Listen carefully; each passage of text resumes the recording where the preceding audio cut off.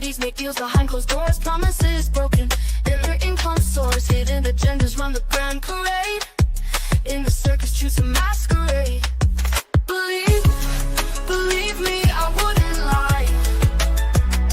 I've been given money, power, and fame to keep you in line. Television screens bright and loud, sell you dreams, make you proud. Pop the bubble, see the cage you're in. Start the revolution, let the truth begin. Welcome to the chaos.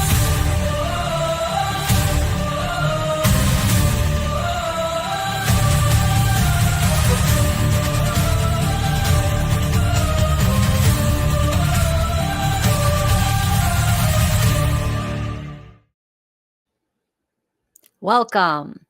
Today, I will be reacting with Damon, my friend here, to political violence and terrorism, a lecture from Penn State University. So we're going to see real American college students and how mentally screwed up they are in a legitimate, real university with real people, not people who came up and went on some political commentary, podcast or stream. These are just the regular old kids. But anyways, before that, we're gonna have continue a discussion. So Damon was telling me about how it's more important for women to maintain the attraction in relationships, and that men are allowed to be gross. Okay, so continue. Tell me what else men can do. They can be gross and it's okay. Do you want to at least fill in how this started? Okay. No, don't throw anyone under the bus. But no, because you're making it sound like I have double standards here. Okay. It's not double standards because men and women are different. Okay. So all I'm saying is that women are the attractors in a relationship. It's their job to attract a man. Mm-hmm. And because of that, one of the priorities for women is maintaining that standard of beauty. Okay. Mm-hmm. Whereas a man's strengths lie in something else other than physical attractiveness. It's more to do with the man's duties, like what a man brings to the relationship. Mm-hmm. And I'm not saying that a woman just brings beauty to a relationship, but because she's the gatekeeper of sex, that's what she has. She's like the attractor. And then the men have to come along as suitors, and then she decides who she's going to open that gate to for a relationship.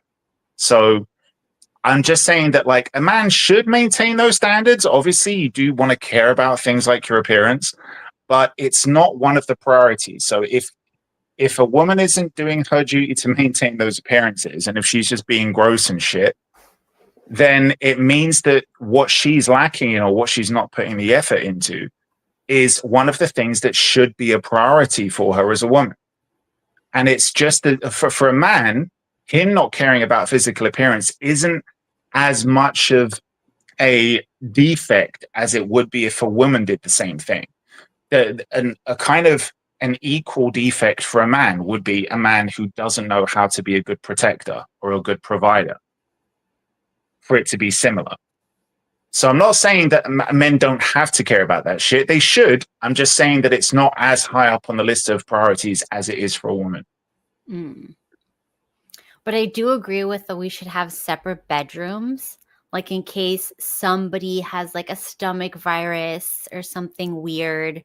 I don't want to, the whole throwing up stuff, the whole having to hear the bathroom too close. I don't like sharing bathrooms. I think that ruins it.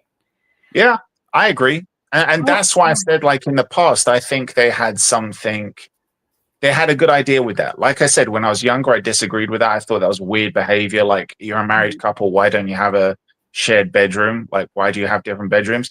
But as I got older, I kind of agree. I think it's one of those things that keeps the mystery alive.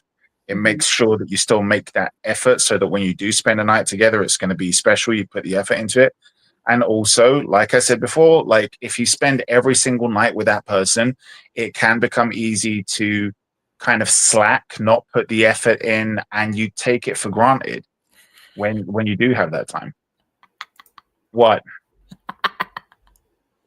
I can't read that, it's too small. Oh, cat saw Steven's diarrhea and now she wants separate rooms.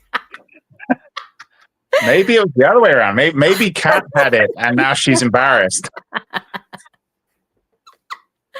Steve's going to come in later and be like, "Oh, she was feeling sick and she shat the bed last night." Look, I do. Oh, also, he has to wear like a device soon. For, Period like, shits are snoring. real. What? I said period shits are real. Oh God, shut up. Well, it is a real thing. Yes, it is. Yes. Right when you get your period, it's like everything comes out at once. And that's why like women shouldn't work. Like It's coming out of every single hole. there's too many things happening. Like we shouldn't be around like a week out of the month. Just funnel us into like a little cave, right? Yeah. Put them out in the doghouse Yeah. until they stop bleeding, and then you can let them back in. You can come back in when you stop being gross. Oh God. No, but yeah, I do think we should do that. And like, it's like, why is it just because, you want to be with someone, you love someone, you have to like be around them when they're like smelly, sick, crying, whining, coughing all night, vomiting all night. It's enough already, Just give them up for adoption. Or you're not talking about the kids, are you? No, the kids you understand. All right, okay. Yeah, no. Periods are different. What was it? Do you remember South Park? What was it? Mr. Garrison said something like, "I don't trust anything that bleeds for 7 days and doesn't die." Yeah. Mm-hmm. That was a brilliant line. That's so fucking good. Dude. But yeah, I think that's like a good thing. And also like somebody always snores. It doesn't matter. Like eventually at least one of you is going to get a horrific snoring problem as life goes on. And then the other one can't sleep and the other one's bitchy and complaining. And it's like, also, wouldn't it be nice if girls got to have like their little sanctuary where they can have like, their girly shit, like their little perfumes, their little, what kind of makeup collections and all their, what other shit are girls into? Toys. Like stickers? I don't know. Toys. Just what? What kind of toys? Oh yeah, you don't know. Okay. No, I don't. That's what we were talking about. Aristocrats having separate bedrooms, and it wasn't always aristocrats back then when you didn't have immigration and I'm just saying when you weren't shipping people over to take up every free inch of space you have in your country, then people could afford to live in massive houses.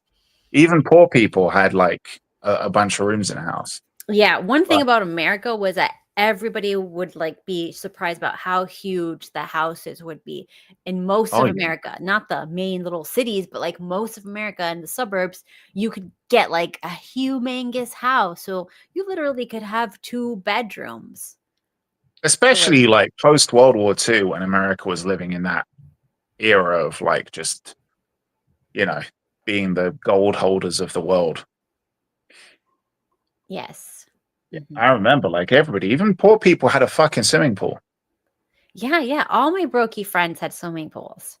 Now it's really hard. It's like you need to mortgage the house to get a swimming pool. It's not even worth it.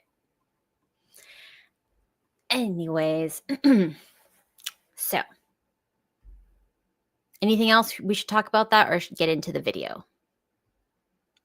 We can get into video. Okay. All right. So these are real children. There's one towards the end that I saw what she said and I got like physically upset and angry and wanting to like, punch. So like, let's see if you could figure out which one that is. Oh, the opinions of children. And another fact-finding class of sorts. Just, I'm absolutely curious about what you all are thinking about some things. Okay, so can you go to the next slide? So listen. So today is the anniversary of 9/11. We had Social 19 at 1 o'clock in the afternoon, September 11th, and it was really, really powerful experience. Sometimes people ask me what has been the most memorable Social 19 class, and I often reference that one.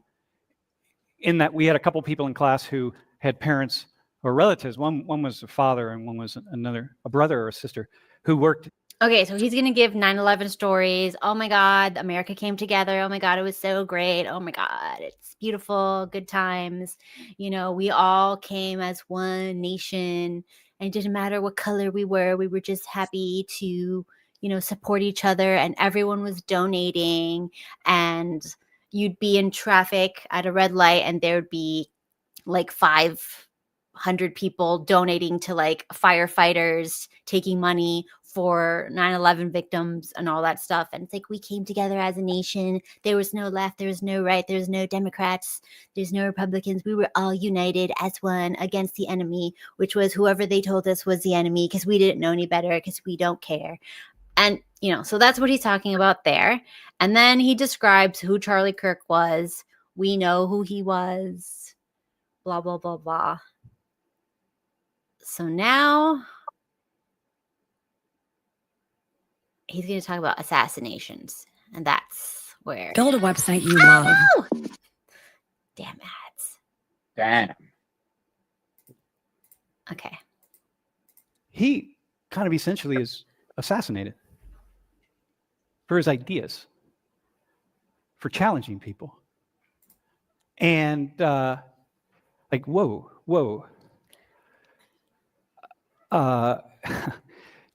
Man, I've received death threats. Okay, so like this is serious. Like, we're in this space. Here we are. Okay, so Gary the Willard Preacher, over the years, I'm a friend of Gary's. Gary and I have done a couple debates together as fundraising endeavors, fundraising debates, because students in this class used to raise money for projects that we were doing in Haiti for many years. And so a couple different groups of students and a couple different semesters, they said, hey, can you do a debate with Gary? And then we'll charge admission to the debate, and then that's the money that we'll donate to this project in Haiti.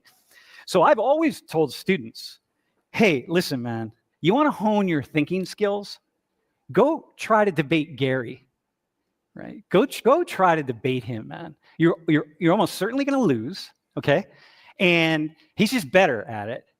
He's a really nice guy, actually. In the debates that he and I did, it wasn't so much a debate, really. And what it was I knew Gary, and I know that sometimes, he says things to get people's attention. Because if you don't, wait, are we on am I on camera up here in the front of the room? Hey, team, can you put me on something? There we go. All right. So this is what you do when you walk past Gary, like this. He's talking and you're walking, right? But here's what you do when Gary says something that's really like, boom, something that's like that, a little bit controversial, something you're walking along and you go like, what did he just say? Right? And that means you've stopped. That means now you're going to listen. Because that means Gary's going to start. And then someone's going to start debating him. And then now you've done what we're supposed to be doing at universities, which is engaging and thinking and debating and like, okay, that's good. And you can say, oh, yeah, but he says things that are insensitive or whatever. I don't know. Maybe it's because I'm a white man. Maybe it's because I'm 65. But like, we're adults. It's all right. So I always say that about him. And when Charlie came to Penn State, I said the same thing. People would say, oh, this guy, either they love him or they're going to go try to protest. And I'm like, what are you going to protest? What are you protesting? Ideas? Like, what are you actually protesting? Come on, man. Instead of protesting, what you do is go and debate him, right? Go debate him. But, a lot of people don't want to do that because they're going to look silly because he became a really smart guy. And you can say, well, you can't be very smart. Some of you maybe, or you can't be very smart because I disliked his ideas. Well, you can dislike ideas, but debate. That's what we're doing at a university. This is it. This is it, man. We're trying to be smarter. We're trying to just be better and smarter than what we were when we started. And so the news of his death yesterday really, it led me to, can you go backwards one, Nish? What happens next? Okay, now what? Where are we going? Okay, so go ahead, go forward, and then go one more. And it led me here. Violence or the threat of violence against civilians to achieve some political goal. So 9/11 is terrorism. What happened yesterday, the killing of Charlie Kirk, is terrorism. So,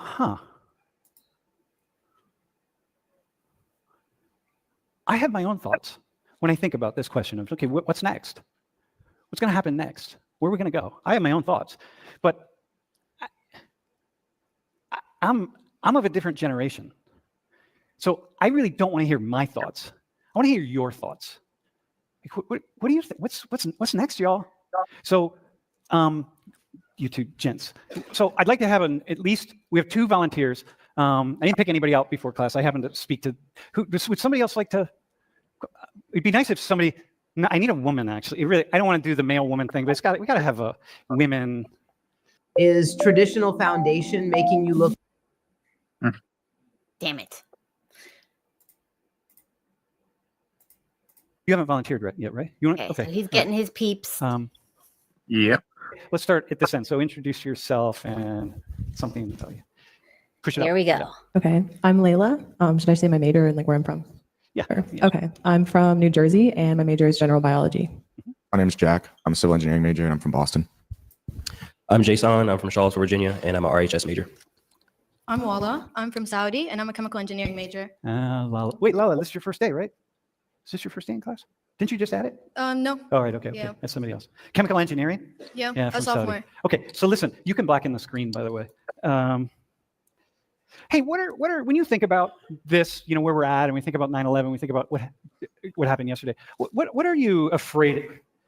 What are you afraid of that might happen next? Like, what are you guys afraid of? And by the way, you can speak to both.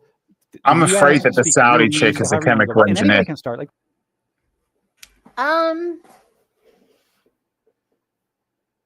It's not a good look, but what are you gonna do? You're just talking about 9/11 and then you bring up a Saudi chick who's studying to be a chemical engineer. Don't trust it. We've seen enough of those films to know that it's not going to end well. Yeah, but you still believe in 9/11. Come on. What do you mean I still believe in 9/11? Controlled demolition. Come on. You think it wasn't controlled demolition? No, You I think think it it was was. genuinely just to, huh? I think it was controlled demolition, and it was to get us to agree to go to war. That's what I believe. I said Yeah. that. But I Yeah. don't think the Saudis had anything to do with it. They just blame people so like we could go to war. Oh, yeah. No. I believe that 9/11 was an engineered situation, but I don't believe that the Saudis are innocent in any way, shape, or form. Well, none of the elites are innocent. They're always controlling the population with lies. Okay, let's see. what are you afraid of? I think the thing I fear the most is retaliation. Just because we live in a world where retaliation is such a common thing on both sides in any issue. And with Charlie being such a high profile, he raised millions of dollars for the right-wing party, endorsed candidates. I just feel like it opens the door for someone else who feels passionate to do it to a leader on the left. Mm-hmm. So what does retaliation look like when you say that? I could see, like, okay, for example, because I was just having a conversation with friends about this. Kamala Harris is going on a book tour. And I believe President Trump got rid of her, I think it's called like presidential security or whatever that she had. What if she has one in Philadelphia coming up in a couple weeks? What if she goes to that and someone wants to retaliate and says, I'm going to go to Kamala Harris book tour and do what they did to Charlie? Mm-hmm. Hey, by the way, I like that you said some of us, not them, some of us, right? Yeah. How about somebody else? Like, what are you most afraid might happen? Okay, what are your thoughts on the first guy's comments? It's Yeah, I don't. In what respect? What you go first? Okay, so I think he's just like he's very, I don't know, he's not thinking high enough. He's not bad. He's like an eye for an eye makes the whole world blind. I get that. I like that. But it's very much like he's worried about the left. He still doesn't feel like what they did was wrong. He's only like thinking about his side, which he's clearly taken aside. He's not for the American people. He is for his ideology, his woke left side, and he just wants to protect people like him. He doesn't give two shits about It's other still a people. pretty partisan view. Play it back again so that we can analyze it as he's saying. I'll tell you a couple of things. If you put it back to the beginning of what he's saying. The thing I fear the most is retaliation. Just Just because go we live in a a world where bit further retaliation back. is such a common thing. Hey, what are when you think about this, you know, where we're at, and we think about 9/11, we think about what happened yesterday. What are you? Hey, what are when you think about this, you know, where we're at, and we think about 9/11. The thing I fear the most is retaliation. Just because we live in a world where retaliation is such a common thing on both sides in any issue, and with Charlie being such a high profile. Wait, was it? I mean, he raised millions. So that first thing that he said right there is already a false equivalency. Okay. That any time you see any kind of political, first of all, none of the statistics analyzing political violence stand up to any real scrutiny. If you go to critically appraise any of those studies, you'll realize that every single one of them is biased, because traditionally for the past 50 plus years, they've never actually counted political violence from the left as actual political violence. The standard is not that basically the threshold for it to count as political violence is not equal on both sides. And it's the same for things like hate speech or hate crimes. If you look at any minority groups attacking whites, even if it's very obviously a hate crime, it will almost never get charged as a hate crime. Yeah. Where and most attacks from whites to minority groups, even if it's not a hate crime, there was one that was in the papers because a guy got 7 years added onto his sentence because they accused him of doing a hate crime. And the reason why he attacked the other guy was because the guy actually tried to rape his wife. Okay, we're not allowed to say these words. Oh, sorry. Yeah, but basically that's what happened. And he attacked the man for that reason. The guy's race had nothing to fucking do with it. But this is what they'll try to do. They'll always count it as that. Now, do you remember one of the stories that got reported on? I forget the name of the people who did it, but it was a group of black people who broke into a house owned by an elderly Republican couple, and they beat the shit out of them prior to the election, because they were like, you guys are like MAGA guys, and like they broke in and beat the shit out of them. And that wasn't counted as political violence, even though it's 100% a million motivated by that. Yeah. All the they lie like crazy. Whenever they have power, when the left is in power, they will lie about what their side does. And anytime you look at this, unfortunately, like statistically, Europe suffered way more from terror attacks from radical Islam than America did. If you count the number of events, not the magnitude of the events. I mean, we've never in Europe seen anything of the scale of 9/11, if you count that as one of the examples. But if you look at like random things, like, you know, pretty much every year you have some crazy guy who in the name of Allah will just plow a fucking vehicle through a whole bunch of people at a Christmas carnival, like a Christmas fair. You know, we've had Lee Rigsby, who was chopped up with a machete by 2 radical Islamists in the middle of the street while he was collecting money for a charity.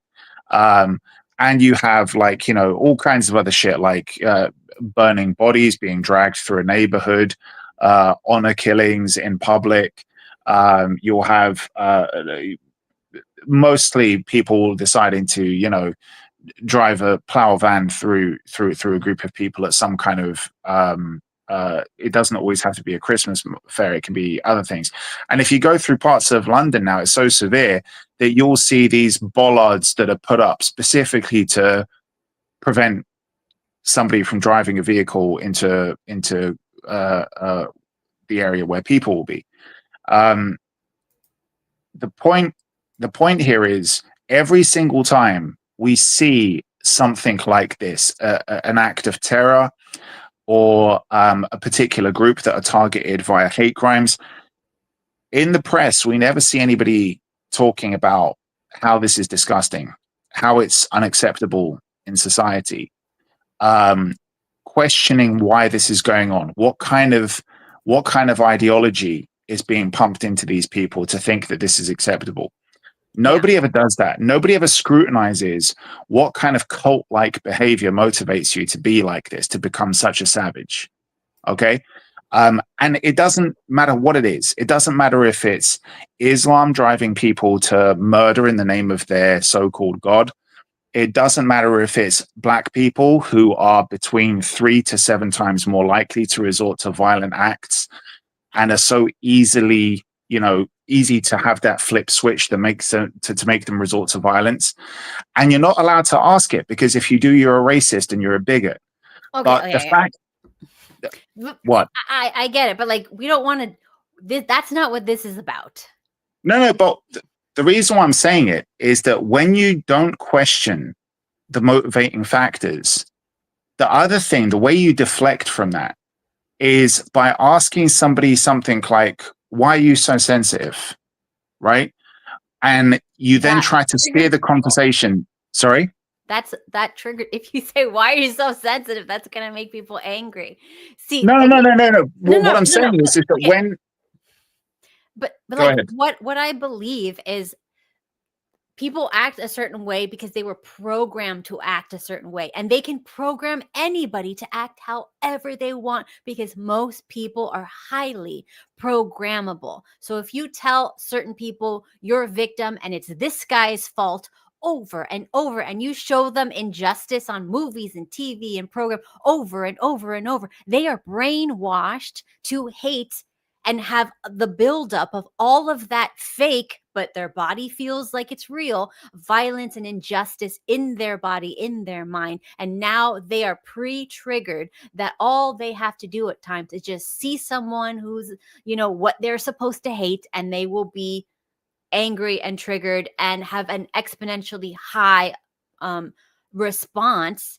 Yeah, but that this is because of the programming. That is not, you Yes. cannot say it is because of who they are. No. It's because of the programming. Because Exactly. you have people who look the same from different parts of the world that did not have that No, programming. this that is do not act like that. we know that the left wing, we know that Democrats want, for example, if we pick a group here, black people, Oh God. they want black.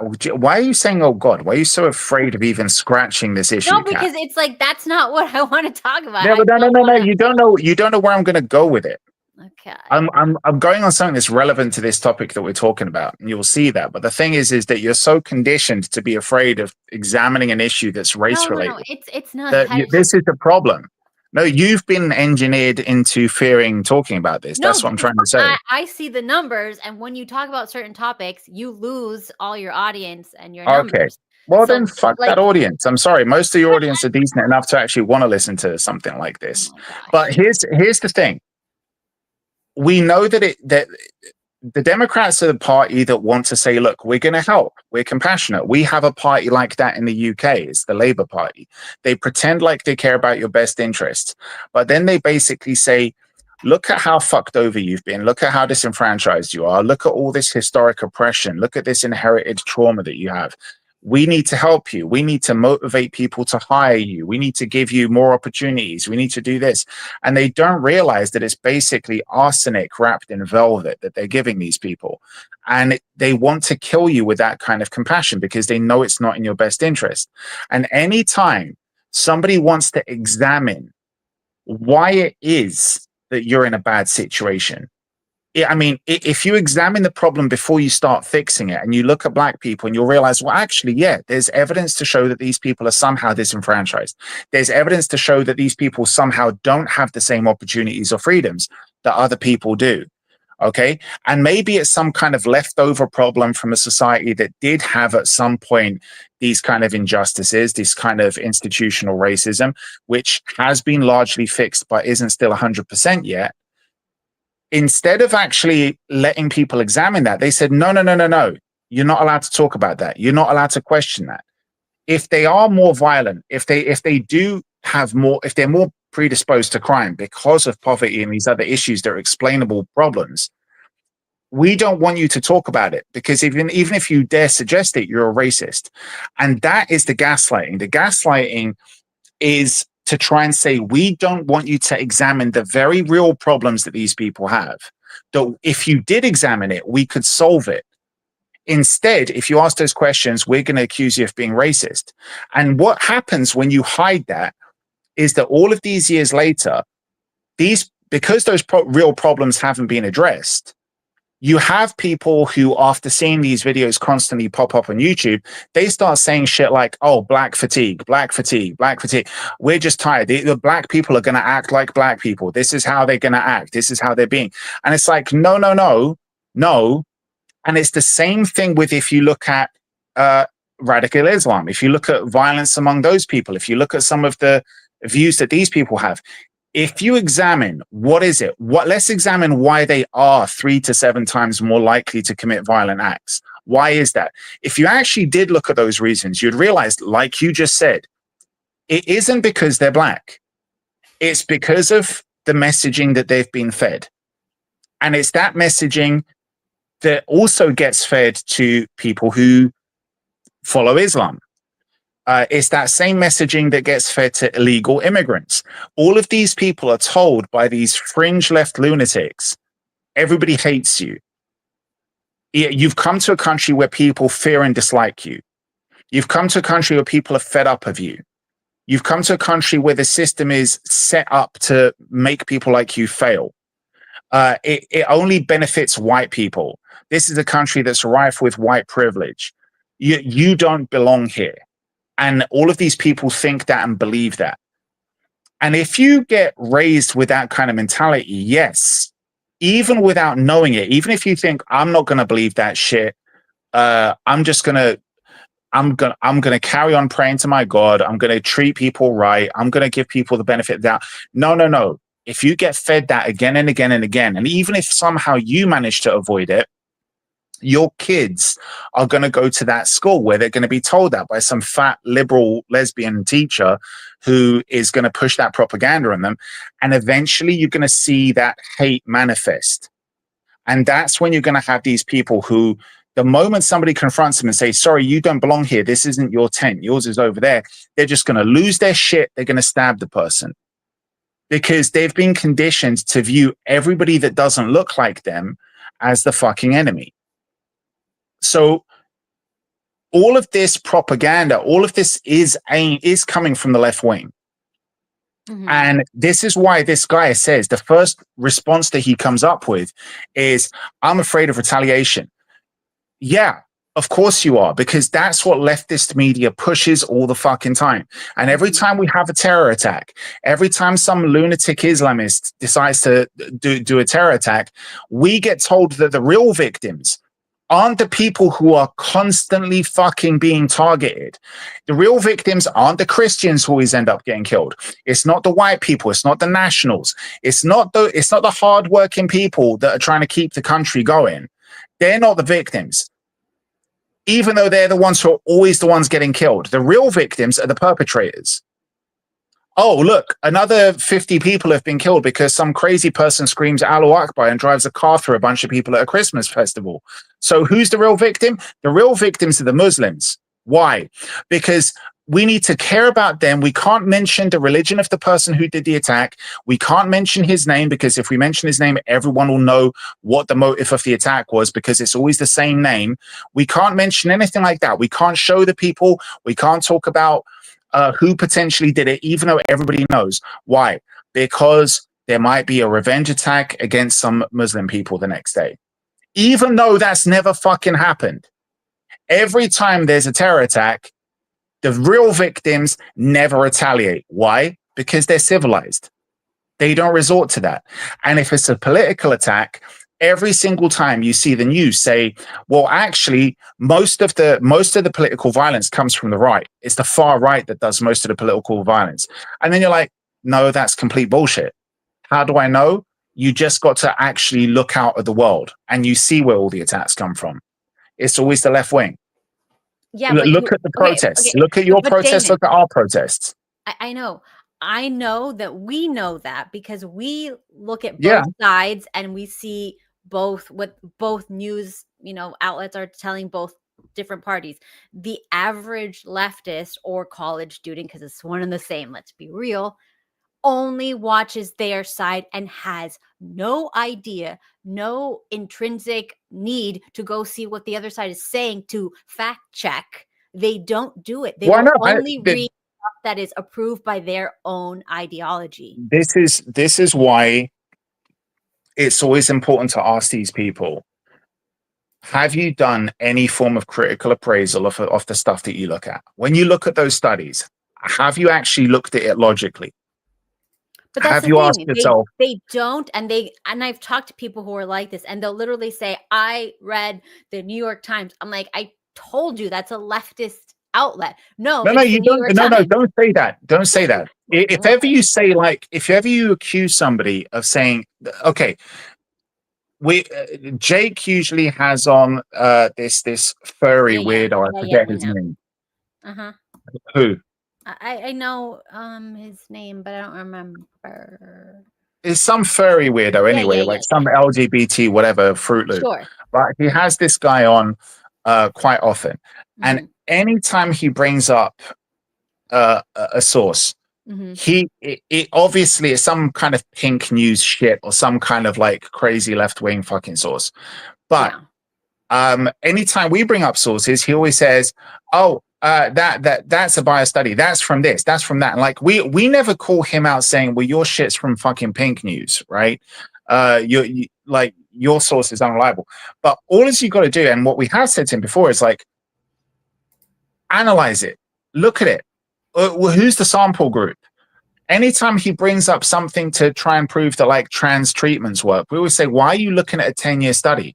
Why don't you look at a 30-year study? Then he'll say, well, that 30-year study has been disproven and it doesn't say what you say it does. No, analyze it realistically. And also, why bring up sources for shit that you don't need a source for? I don't need you to bring up sources and studies to try and tell me that a man can become a woman.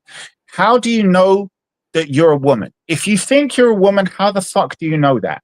Tell me how you know it. You do not know what a woman feels like. You can never know what a woman feels like. So therefore, you can't tell me that you are one. It's basic logic. It's the law of identity. You are not that thing. And because you're not that thing, you can't explain to me how that thing would be. All as you can convince me of is that you're doing a good impression of a woman. Because you know how women will behave. You know what they're supposed to look like. And I can agree that you want to pretend to be a woman. But I don't have to play along with that delusion. And again, they'll fall back on the typical leftist defense of, well, now you're a bigot and you're hateful. Okay, I'm hateful. I'm a bigot. Fine. But tell me how I'm wrong. Okay?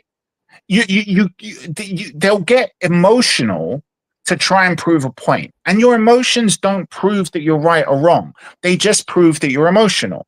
So in that respect, okay, you're a woman. You're emotional like a woman. But you're not physically a woman. And you're not really a woman. You're just acting like one.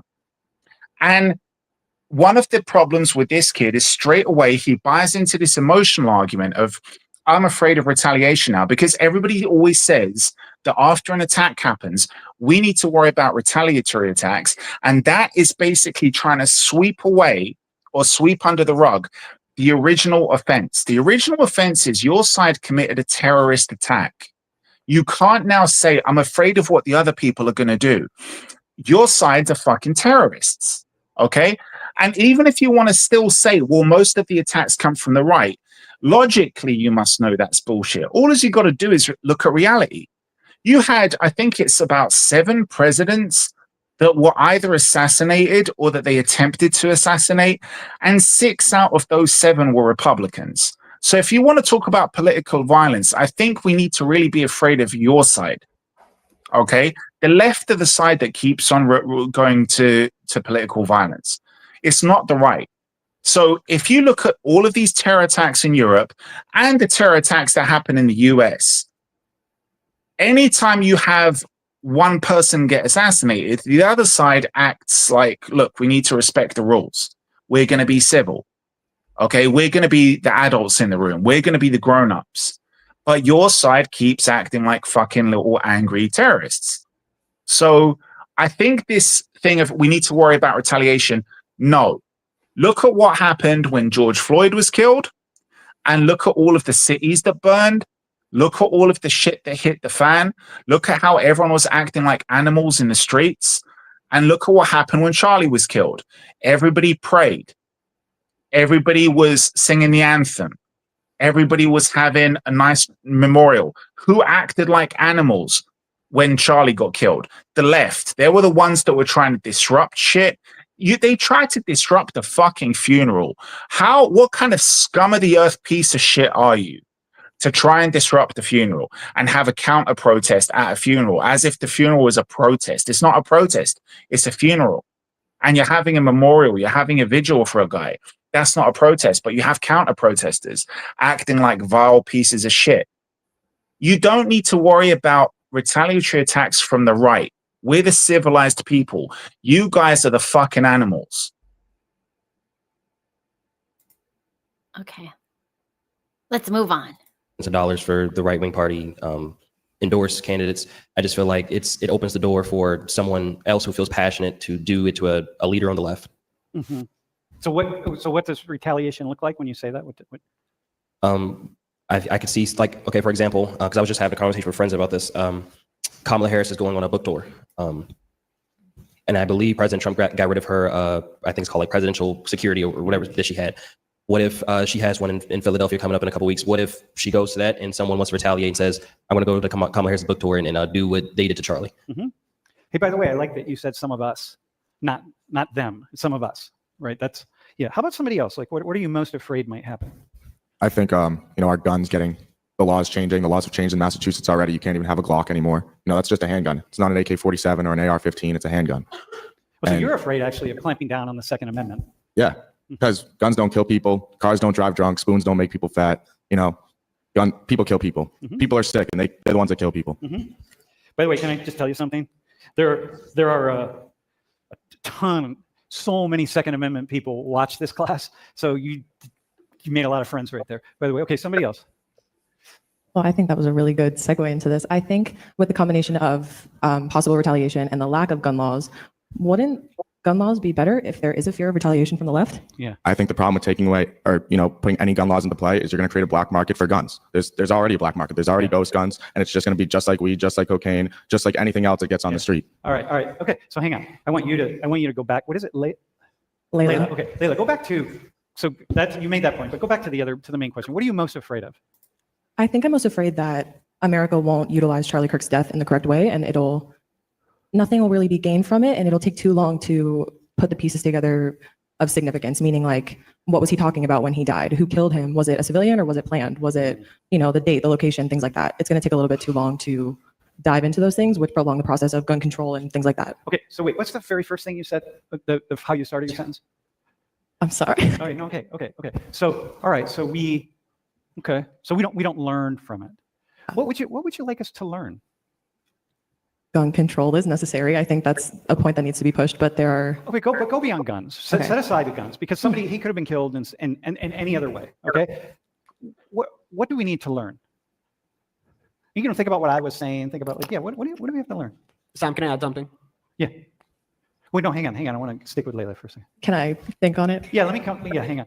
How about you? Like, what do you think we need? What do we need to learn right now? Like, what are you afraid that we're not going to learn?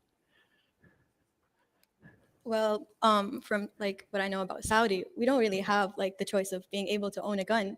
So I feel like seeing how our life is there. Like we don't really see as much like gun violence or like terrorism as you said it in our country. So I kind of don't really agree with his point about it's based on people. I feel like if you're giving people a choice to own a gun, Okay. then All right. So listen, I want to, it's not that I don't want to touch guns because I'm happy to touch guns, right? But I want to go beyond that. We're beyond guns right now, y'all, right? Like we are from what I'm seeing here. Look here. I want to sit with I want y'all to sit with something. I want you to respond to something. This thing could go south, okay? You know what I mean by that, going south, okay? It could really spiral. Thinking about it spiraling, and so Layla and Wala, what are you afraid of? Wait. Like spiraling, like, you know what I mean? Like, you know, you kind of, Jason said it in a way, it's like retaliation and here and here and here and there and there, like, oh, like what do you, hang on, do you think about that? Maybe you don't think about it. Think about things spiraling and getting out of control. Yeah, for sure. I think it's natural with any major thing, especially Charlie Kirk. He represented so much. He said so much all the time. So his death means a lot to a lot of people in a lot of different ways, but I'm not sure really what I'm afraid of other than the meaning of it and the symbolism behind his death not being understood and utilized. So you're not really afraid in the way that some people, how about you? Like, no, I am still afraid. I am still afraid of things going south because things can go south in every way. Okay.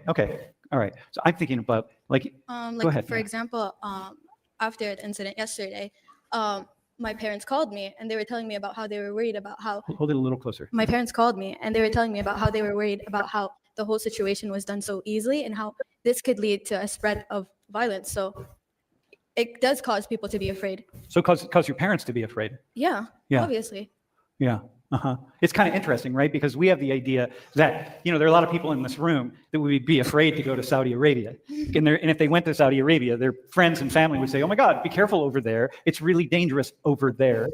And you would say, like, come on, man. Like, we're the land of peace. You might get run over by a Mercedes or something, you know what I mean? But you'll be all right. How about somebody, so either Jack or Deshaun, or Jason, sorry. It's being afraid, like things going south, right? What's that look like to you guys? Or are you afraid? Do you have any fear of that? Like y'all are young, you know what I mean? Like you're just starting your lives. Like I'm at the end, like I'm looking around and I'm saying, well, you know, if it goes south, I got my best years in. So, I mean, even to touch on back to the point of like, what can we learn from it? I'm afraid that. I already feel like we're at that point, kind of, but like I'm afraid that people are going to continue to not know how to get things done in this country, or like realize where their anger needs to be directed. Because to the point of what I said about Charlie Kirk being like he was a big influence on the right wing party. He raised money, but he was not a politician. He did not sign a bill. He did not. We, the beef people of Winn-Dixie.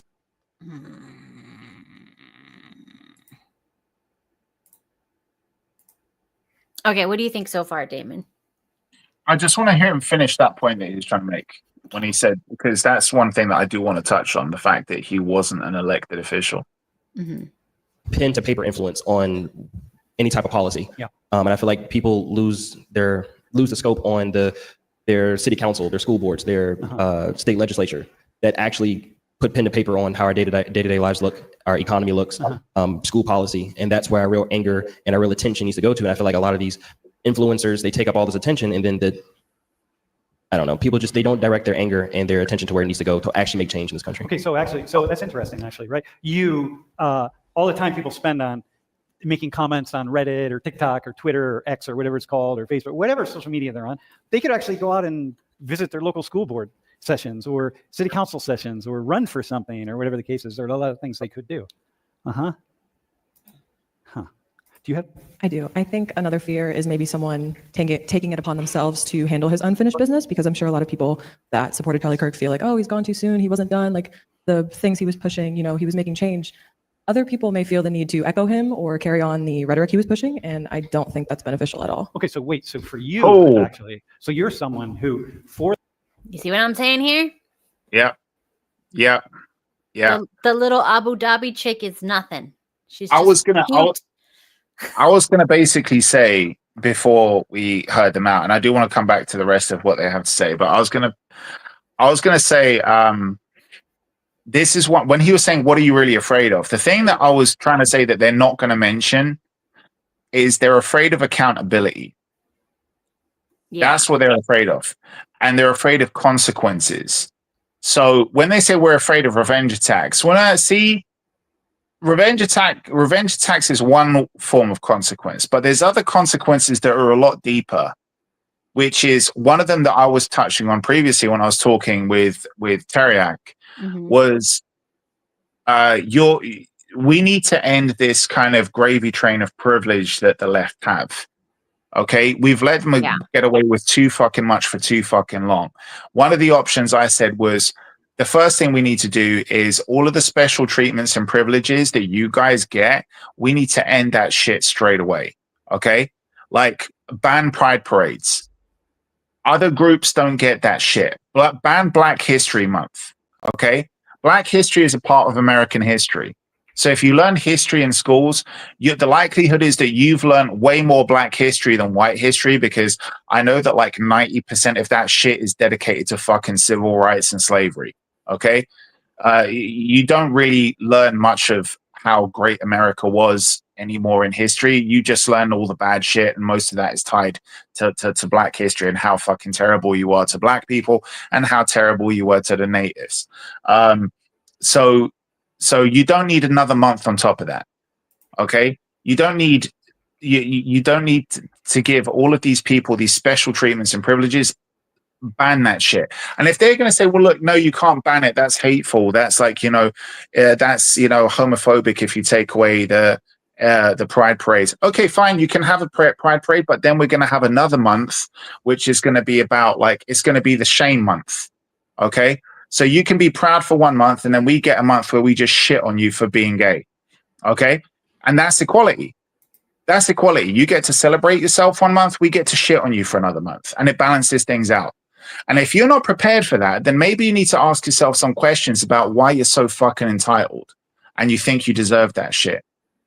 Okay? Because other people don't get those special treatments. Other people don't have corporations bending over backwards trying to fucking lick their asshole. Okay? So if that shit ends, and if you stop these pandering to certain groups, then maybe they're not going to be so super fucking highly emotional and so quick to anger or acting so petulant when they don't get their fucking way. This is how you corrupt people. You either tell them that they're victims and that people hate them and that everyone's against them, and you get them fearful and you motivate them via fear, or you do what they did to the gays, which is you spoil them. You make them feel like they're so super entitled, and you give them whatever the fuck they want, and you make all these corporations literally kiss their ass all the fucking time. And they become so spoiled that the moment somebody tells them no, or doesn't give them what they want, or doesn't kowtow and bend to their whims, that they will immediately equate that to some kind of hate crime. You didn't give me what I wanted. You dared to question me. You dared to refuse me. Oh my God. Like, I'm going to break out my phone. I'm going to make a video about this, and I'm going to just shame you, and I'm going to get you fired, and you're going to lose your job. You're turning these people into the most fucking disgusting pieces of shit on the planet. So those are two ways that you can make people, these are the two ways you can weaponize groups if you wanted to.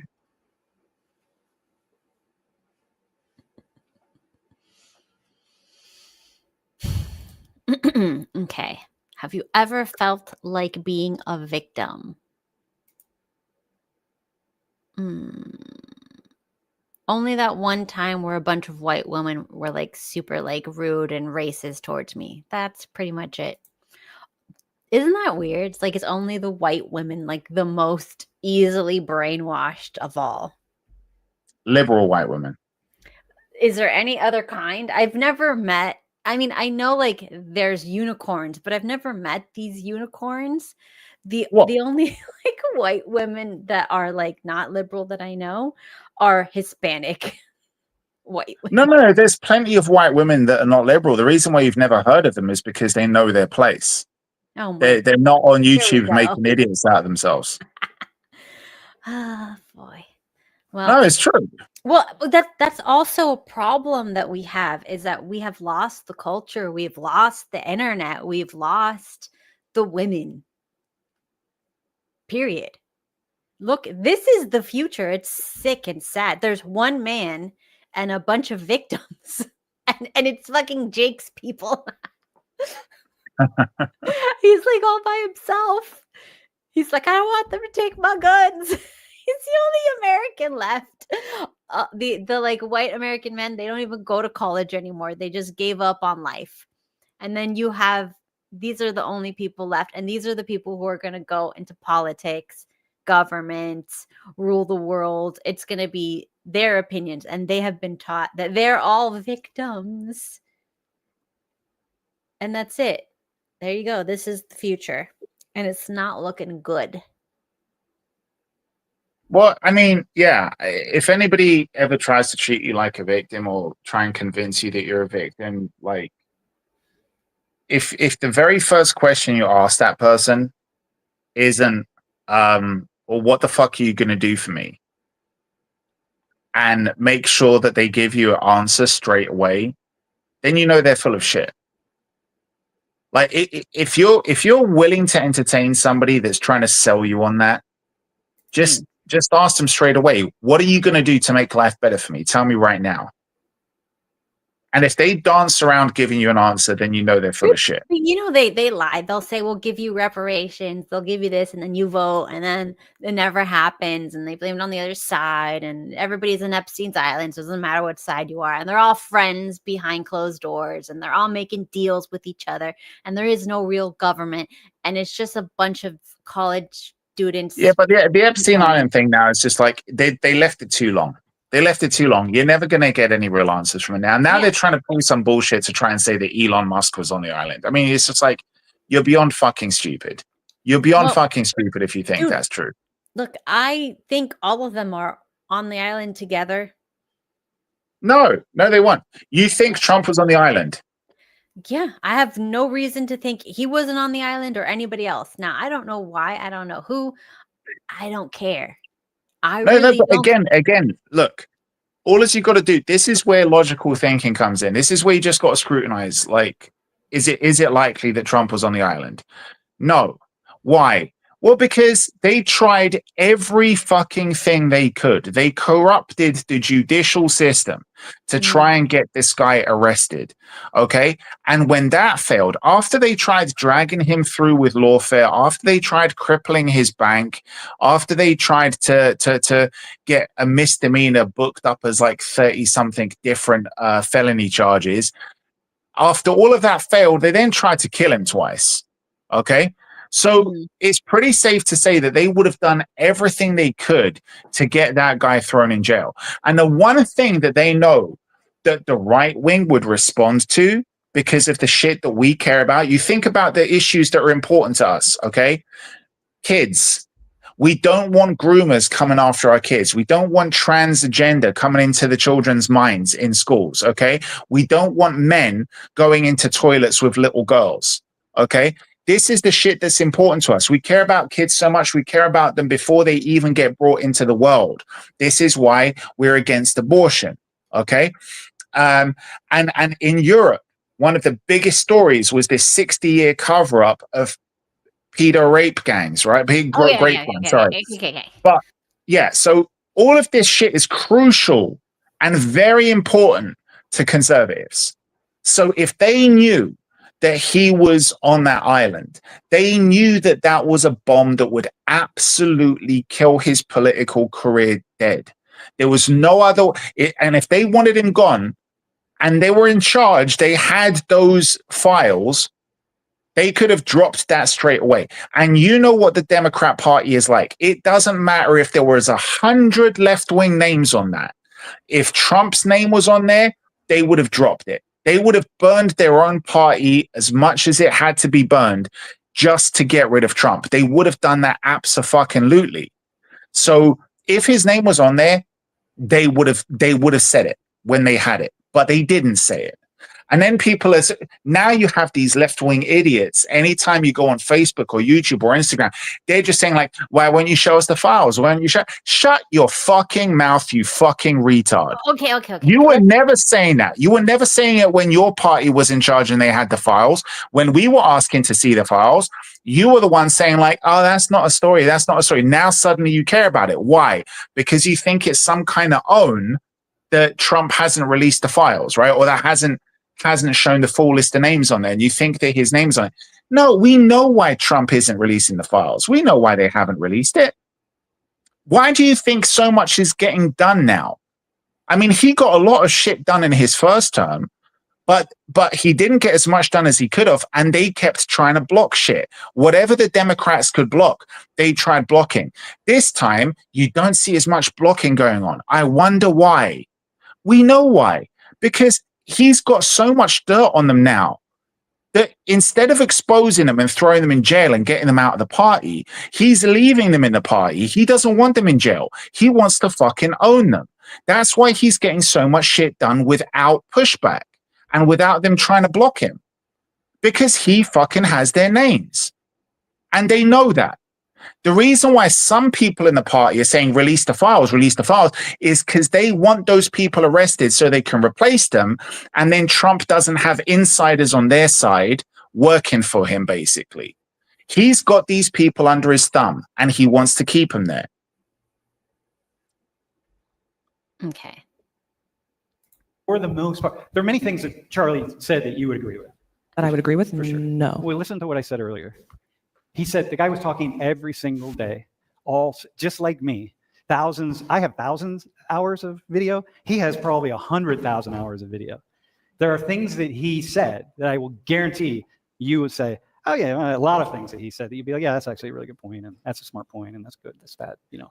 Oh, I'm sure. But with the context and with just everything altogether, Charlie Kirk as a whole, I know I do not agree with. He could say and have, you know, some clear points that are factually true or statistically true or morally true in rare cases, but that doesn't mean I agree with him and everything that he did. I wouldn't even say I agree with It's not everything. It's some things, right? And so, Sure. And so that's just kind of like me. It's like anyone. And there's nothing that if you decided, hey, I'm going to be the next, I'm going to pick up and do what Charlie Kirk did, or any of us in the classroom, right? And you would think, the guy got these really good ideas and I'm going to push him forward. Immediately, you just start saying things that, you know, you think are really thoughtful and smart. And then, you know, half the people are like, oh, this person's a jerk, you know, like whatever.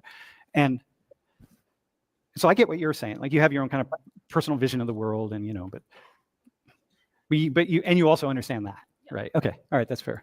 Yeah, go ahead, bro. I'm afraid that, like, you know, people laugh about this. Like I've seen it on TikTok now, like people are laughing that, you know, an influential person in our world that made us question our beliefs, just like you do yourself, you know, it's not funny. No one should die, right? Everyone has a right to live. That's another one of our rights in the United States. So what's your fear of that? You know, people not taking this seriously. And I think just because the person died, the voice doesn't stop. Someone else is going to fill his position sooner rather than later. And, you know, everyone's going to have to live with it. And, you know, I fear that it's just going to happen again and history is going to repeat itself once again. So you're this college student coming down here from Boston, right? And you're studying at Penn State. You're spending a lot of money here at Penn State to study, right? You want to be challenged. You need people in your life who are going to say things to challenge you. Yeah, that's why I didn't stay at school in Boston. Yeah. Okay. So listen. So for example, you're a supporter of the Second Amendment, right? Yeah. So you then well, I think in general as an American, like no matter what the amendment is, what amendment, like or what the Constitution is, I think we just got to back the Constitution altogether. I got you, man. You're a supporter of the Constitution. Yeah, exactly. So I hear that. Yep. And so, but you know, for you, then it becomes this thing where it's really good for you to completely engage people who would like nitpick the Constitution, right? That's important for you, right? That's how you're going to grow intellectually and so on, right? Hey, I have another question. Yeah, go ahead. One quick point. I just want to the fear thing, right?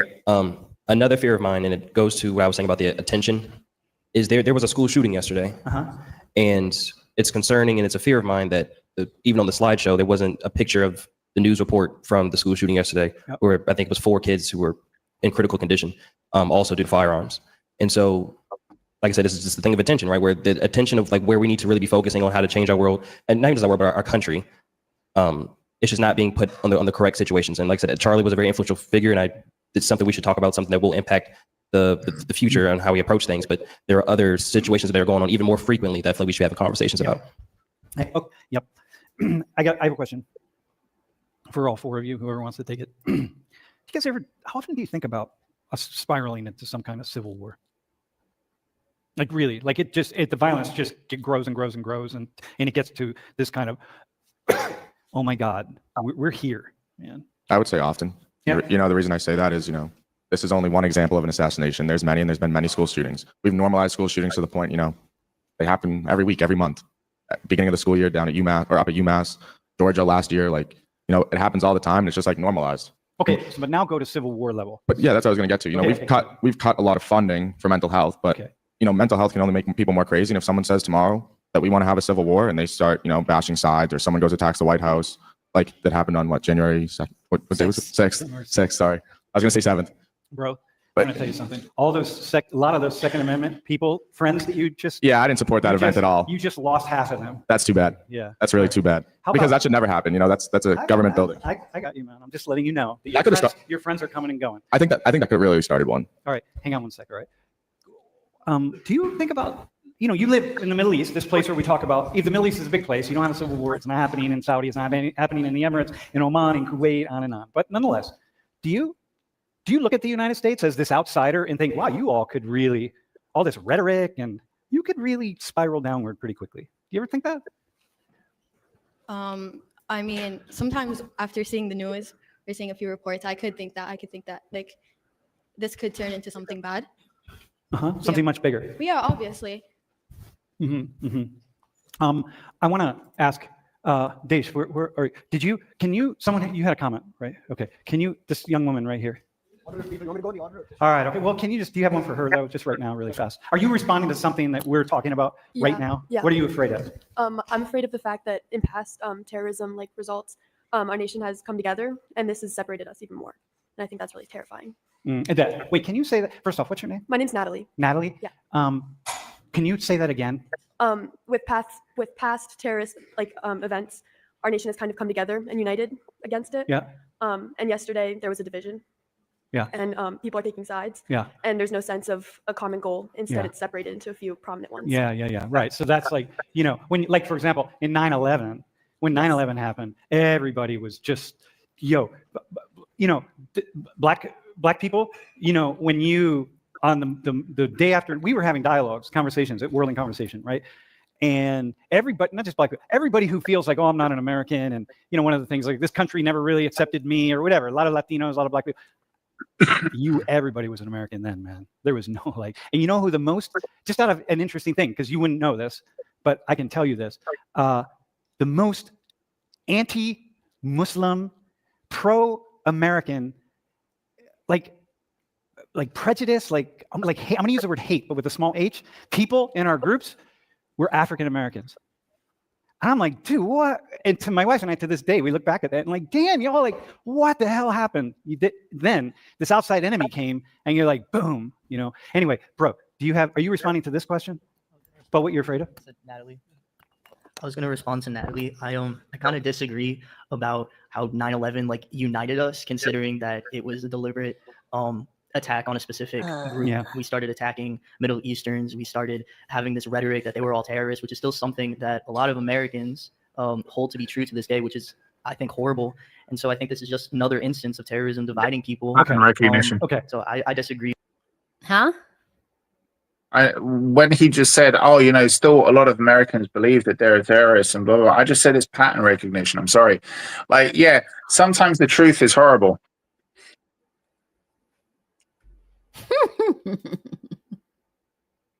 Well, I mean, let's be fair for a second. Like, there's a lot there that's being said. And the typical response is, when it comes to, if you know what your enemy is afraid of, usually if you know how your enemy attacks you, it tells you a lot about them and what they're really afraid of. And this is something that, like, we've consistently really seen from the left. Your fear is going to drive what you do a lot of the times. And this is why the left are so hypocritical. This is why a lot of the stuff that the left attack us with are things that the reason why they're attacking you that way is because they know that they would do that. They would do that shit to you, which is, look, they're afraid that you're going to do it to them, so they'll do it to you first. That's what they say. but like they're killing us, they're killing us, they're killing us. They want to eradicate us. How many times have you heard trans people say that? They want to erase us. They're trying to erase us. They're trying to eradicate us. It's like, and look at most of the recent repeating school what they were shooters. programmed to think. No, but that's what they do. This is why every time you see some kind of shooter, every time you see some kind of issue with gun violence, what is the left's first response? We need more gun control laws. We need to get rid of guns. We need to ban guns. We need to ban guns. And it's because it tells you about the shit that they're afraid of, and it tells you what they're like. It tells you about themselves. I think I mentioned this before. I don't know if I mentioned it here or if I mentioned it with Jake. But the reason why they want to take guns away every time they see gun violence is because that is what the left believe guns are for. They think guns exist because we want to kill people. Okay? Guns are for killing people. It's like, no. That's what the left use guns for. Okay? Statistically, if you look at the amount of people that use guns for self-defense reasons, the amount of successful, legitimate shootings, lawful shootings for reasons of self-defense, protecting your property, okay? Or the amount of people who hunt, the amount of registered gun owners who go hunting, right? All of these are predominantly right-wing things, okay? But the left just see guns and think, I don't need a gun. I don't want to go out and kill someone. It's like, you think that's why right-wing people buy guns, because they're going to go out and kill someone? You're a fucking idiot. But this is why their response is immediately, we need to ban guns. Because they don't use guns for what guns are actually for. Okay? This is why they want to get rid of the Second Amendment, because they would never have the balls to do that. If your government actually rose up against you, do you honestly think a left-wing man's going to be like, okay, let me get the gun out of the rack. It's time for us to go to war? No, he wouldn't. Mm-mm. He would fucking hide because they're pussies. And I'm sorry, but this is fucking true. If you don't know what the purpose of something is, you want to get rid of it. This is why they're all good for censorship. This is why they're all okay with restricting your First Amendment rights, because they don't know what the First Amendment rights actually exist for. Mm-hmm. Because they don't need free speech, because somebody else thinks for them all the time. This is not the party that's about critical analysis of what's being said. This is not the party of, let me tell you what I think and what I believe. Let me structure an argument for you. We gave them the opportunity to sit down and discuss and argue. They resorted to shooting Charlie Kirk in the fucking neck. These people can't speak for themselves.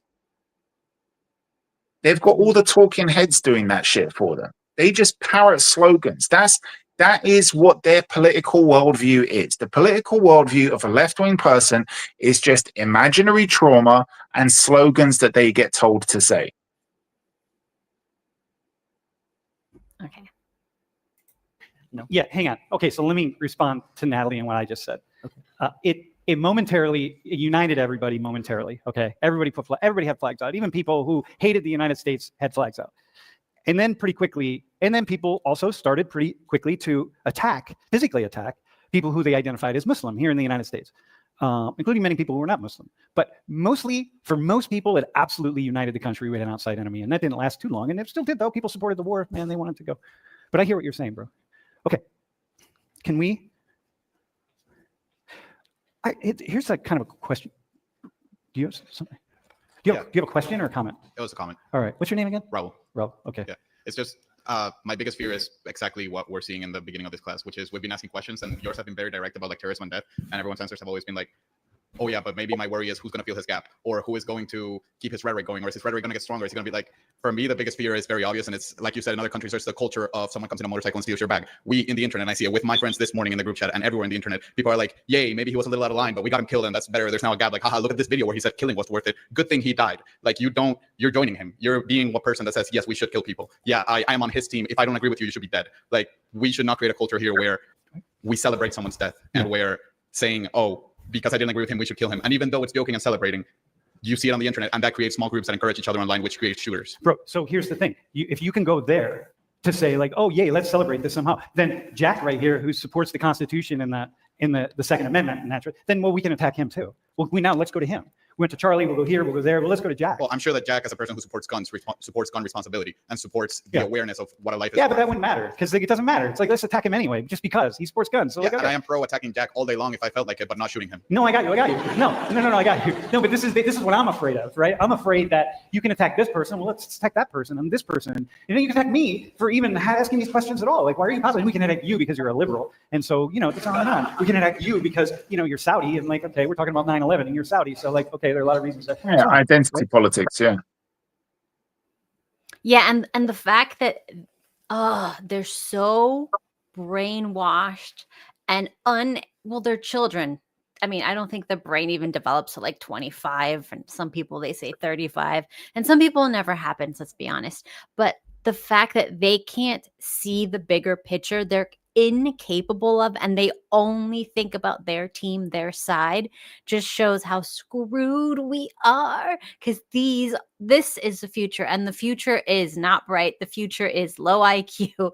The future is completely. Well, no, to be fair to some of them tried. Two Hispanic guys that seemed pretty like they had a head on their shoulders. So you're telling me the only people left with a brain are Hispanic men? They have to save the whole country now? That's it? Most of the people with brains wouldn't be there. Most of the people nowadays with brains understand that if you live in America, there's no point going into higher education. You get an apprenticeship, get a job. You don't have apprenticeships, and they're not. You can't get a license or anything with an apprentice. You can't do it. It's not. It's not what you think it is. Those are illegal. You've got other ways. You got other ways around it, though. You got other ways around it rather than getting into £600,000 worth of debt. You have to start your own business, which means you need your own capital first. So unless you come from a wealthy family, there's no way you can succeed in America. That you can't like become a plumber and make a ton of money immediately. You need to be supported until you get out of, the beginner stage, which could be 5-10 years. I don't know. Getting back onto the topic though, with this issue, like it's kind of amazing that one of the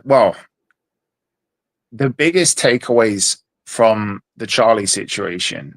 Women should not be in education. Go on. In what way? How do you mean? The two most concerning ones were the women, I think. Right. Okay. I mean, there was one chick that was pretty sane, but like in the audience, but like that's it. Like it just, I don't feel comfortable. When I was in uni, luckily I went into uni just before I saw things becoming super fucking liberal. But first time I went to uni, I did philosophy. And one of the things that was mandatory that you had to do was media ethics. And what media ethics focused on broadly was the idea of verifying.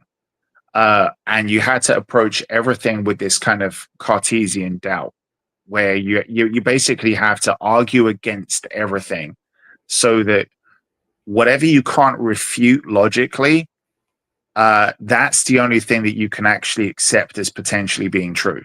So whatever you get told, whether or not you're biased towards believing it, even if it supports your argument, you have to try and discredit it. You have to try and tear it apart as much as possible. It's the only way to kind of verifiably prove something. And when you start learning like that and you start to kind of appraise all this information that comes your way, and you really try to kind of critically analyze stuff, you realize just how anything in the media is, even the stuff that you think is kind of neutral, even if it's kind of like middle of the road stuff, you realize how little of it is actually kind of passes that kind of journalistic integrity. But one of the interesting things with Charlie that was very, very different to all of these other issues that people on the left like to bring up now is they'll try to compare it to things like Nancy Pelosi's husband, or that couple that recently got assassinated. I forget their name now, but it was a liberal couple that was assassinated by some crazy dude. These are people who are political. These are people who were elected or put into a position of power that work in politics. And Charlie didn't do that.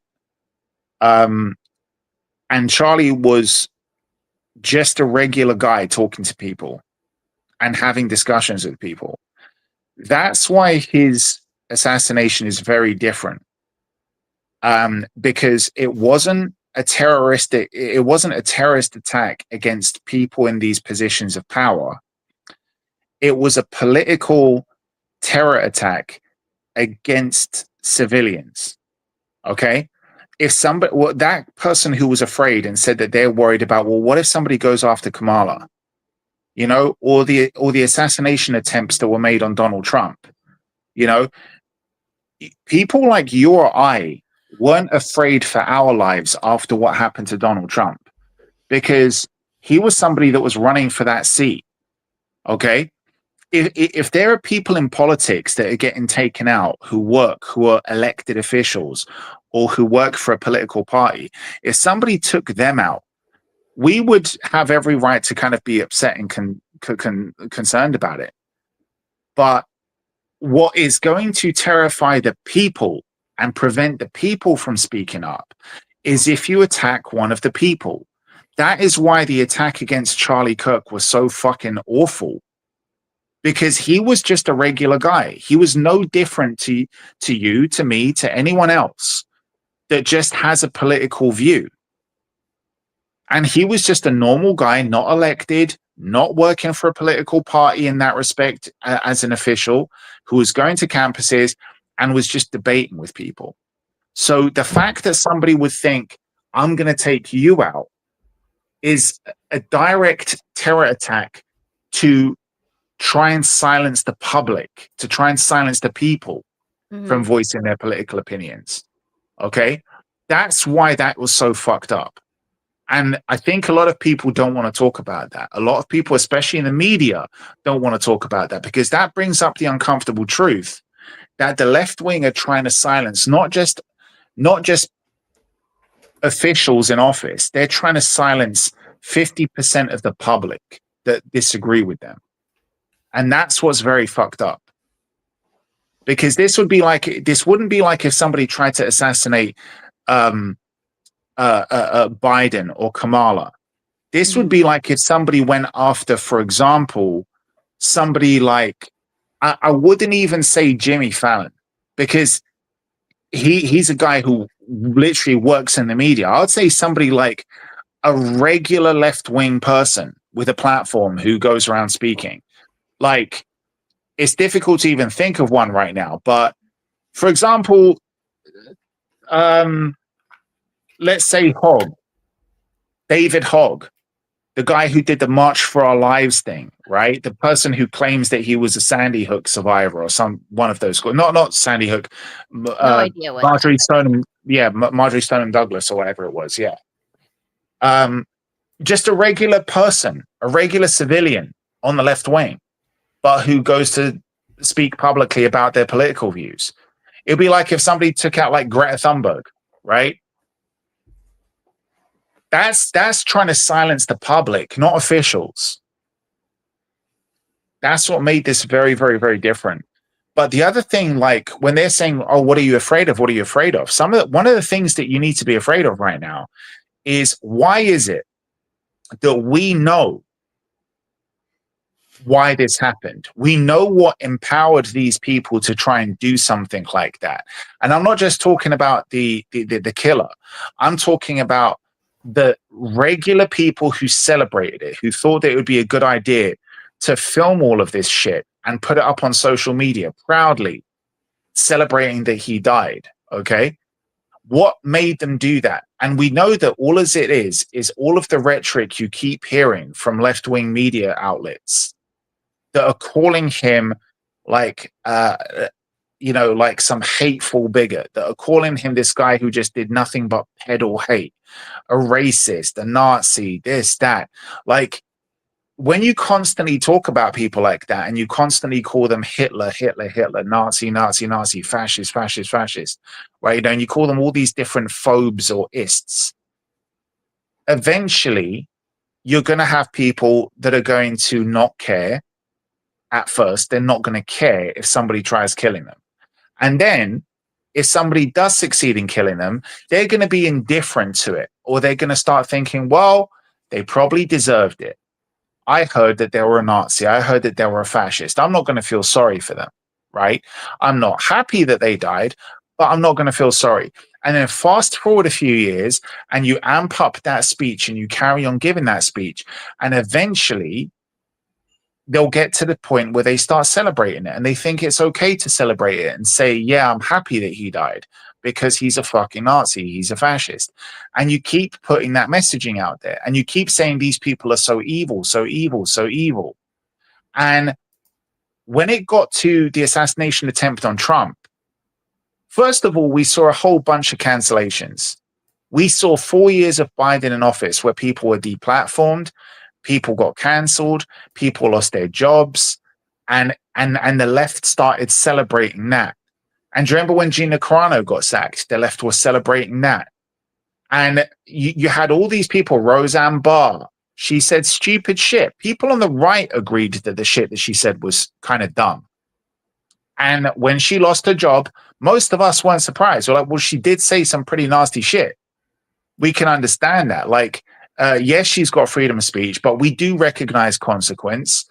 And even she said she understood, but she lost her job. But the thing is that we weren't celebrating, but the left was celebrating. And they were celebrating all of these cancellations, all of these people getting fired. And then you start seeing assassination attempts. And the assassination attempts on Trump, people didn't really give a shit, but the left were making jokes about it. Like, we saw like Tenacious D, not Jack Black, but the other guy, Kyle Gass, was saying he hoped that the next time the guy succeeds. Okay. And that was a little bit like, oh shit, you said that at a concert to fucking thousands of people. You're a fucking idiot. And they had to cancel the rest of their tour. And then you saw another assassination attempt, and people were joking even more like, Jesus Christ, can we have one guy who knows what he's doing, please, and succeed next time? And people were like, you guys are calling for fucking violence. You guys are calling for somebody's death. And then when people got fired from their jobs for that, they started crying about, but I've got freedom of speech. Yeah, but you don't know how it works. And then you saw it all culminated. It all came to a head where we were like, this is kind of crazy now. Where that guy got shot by what's his name? The guy working for the insurance company for healthcare insurance, or was it private hospital? I forget now. And he got shot by that Luigi Mangione dude, right? Yeah. And everybody was fucking celebrating that. And everyone was like, and you had people glorifying and trying to be like, I will say that did bring us together for a short while, because it was the left and the right going, well, they are screwing us over. Like, healthcare is destroyed in the United States. And everybody, doesn't matter what side you're on, you know it. It's bad. You can't do it. They want you dead here, period. No, but the problem is that although the left and the right can agree that healthcare is bad, they did not agree that that was the right fucking thing to do. The left thought it was okay. And they were all like, oh, and Luigi Mangione, he's so hot. He's so hot. And people like trying to be like writing them fucking love letters and shit. But people were like, no, what makes you think that this is fucking okay? And the bigger question about that wasn't about... Damn. We have to admit, like, that was... It wasn't a good choice, but it was way better than what just happened with this guy who just goes to debates. Like, that was closer to the top. Now, it should have been the board. No, wait, what do you mean? What do you mean it was way better? That is a bipartisan issue in this country. That is, both sides are being screwed by insurance companies, both sides, and the healthcare system at large. But I understand that. And I that's why like both sides were very happy when that happened. But I think it was a step too far from who's responsible. The people who need to be, we shouldn't be attacking each other. We should be attacking the board members that allow poison, that allow corruption, that profit over people dying because of no health care, that profit off of denying coverage Yeah, and but medication. no, hang on a second though. Hang on a second. Yes. If you're trying to say it's better because what he was doing was worse than what Charlie Kirk was doing, then we Charlie have Kirk a problem. wasn't doing anything that hurts people. You know what I mean? He's just No, well, talking. no, see, okay. What I was saying earlier on about how the media talk and how they rile people up, the problem is that you have these overly emotional left-wing retards that have been conditioned for the past 30 years into thinking that words are violence. And if you believe that words are violence, then logically in your brain, it's going to make sense that, well, if this person is saying something that I don't like the sound of and they're upsetting me, that means that they're committing a violent act against me. And that legitimizes me picking up a gun and killing the dude. Because if he's harming me, I'm allowed to harm him back. Okay? This is how that brainwashing works. And this is why the takeaway from all of this needs to be that no, there is nothing to legitimize something like this. So I don't care if the healthcare industry is fucking people over. You live in a civilized society, and there is a way for you to go about fixing this problem properly and holding those people accountable in a legal There is way. no way. That's rather than okay. Yep. Damon, you live in a fantasy world like many people who think there's justice in the world. There No. is no justice. People are too lazy to go about it the not correct way. lazy. It's not lazy. I know people who work in healthcare. This is a system that's designed to destroy people. You cannot fight the system. It's too big. The only way to fight it is to like do something extreme because it's Are you so saying? messed Are you up. saying? Are you saying that the only way you think you can fight the system is to wait for a guy outside on the street and you have a No, concealed I'm not weapon saying that. and I'm you walk saying up behind him and you do no, that? I am saying that people need to scare the board members. I'm not saying hurt anybody. I'm And are saying you something. saying that they need to scare the board members by waiting for them in the street, walking behind them and shooting them in the back? Yes, not shooting them, but obviously you need to go and like protest to them. Yes. Make their Okay. So lives protest we miserable. can agree upon, but the thing is that if you try to say, well, yeah, the Luigi Mangione thing was understandable just because of what I can agree, it's understandable, but you can't have the left and you can't say the left and the right were unified in thinking that was okay. They Because were the here. right didn't think that was okay. Yes, they did. No. I know. Look, I've got family in America that are right wing, and I know some friends who are Okay, left wing, some and the people left wing didn't, but people that I many knew. people did.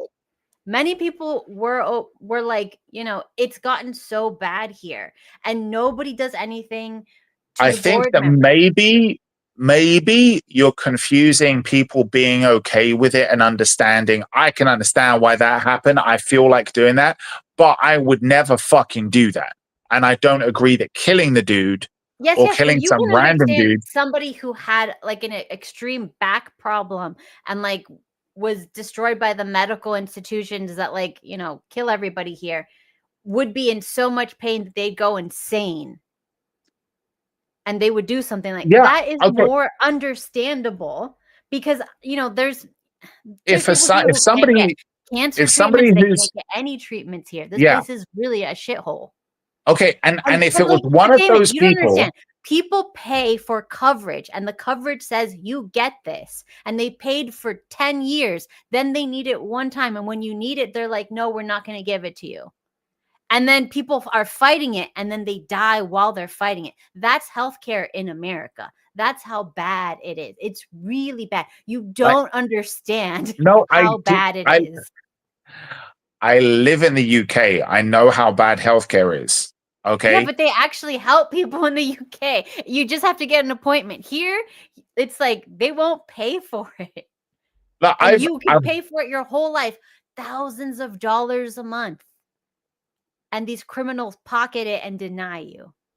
Yeah, there's an NHS hospital, there's a national healthcare hospital, which is not far from me.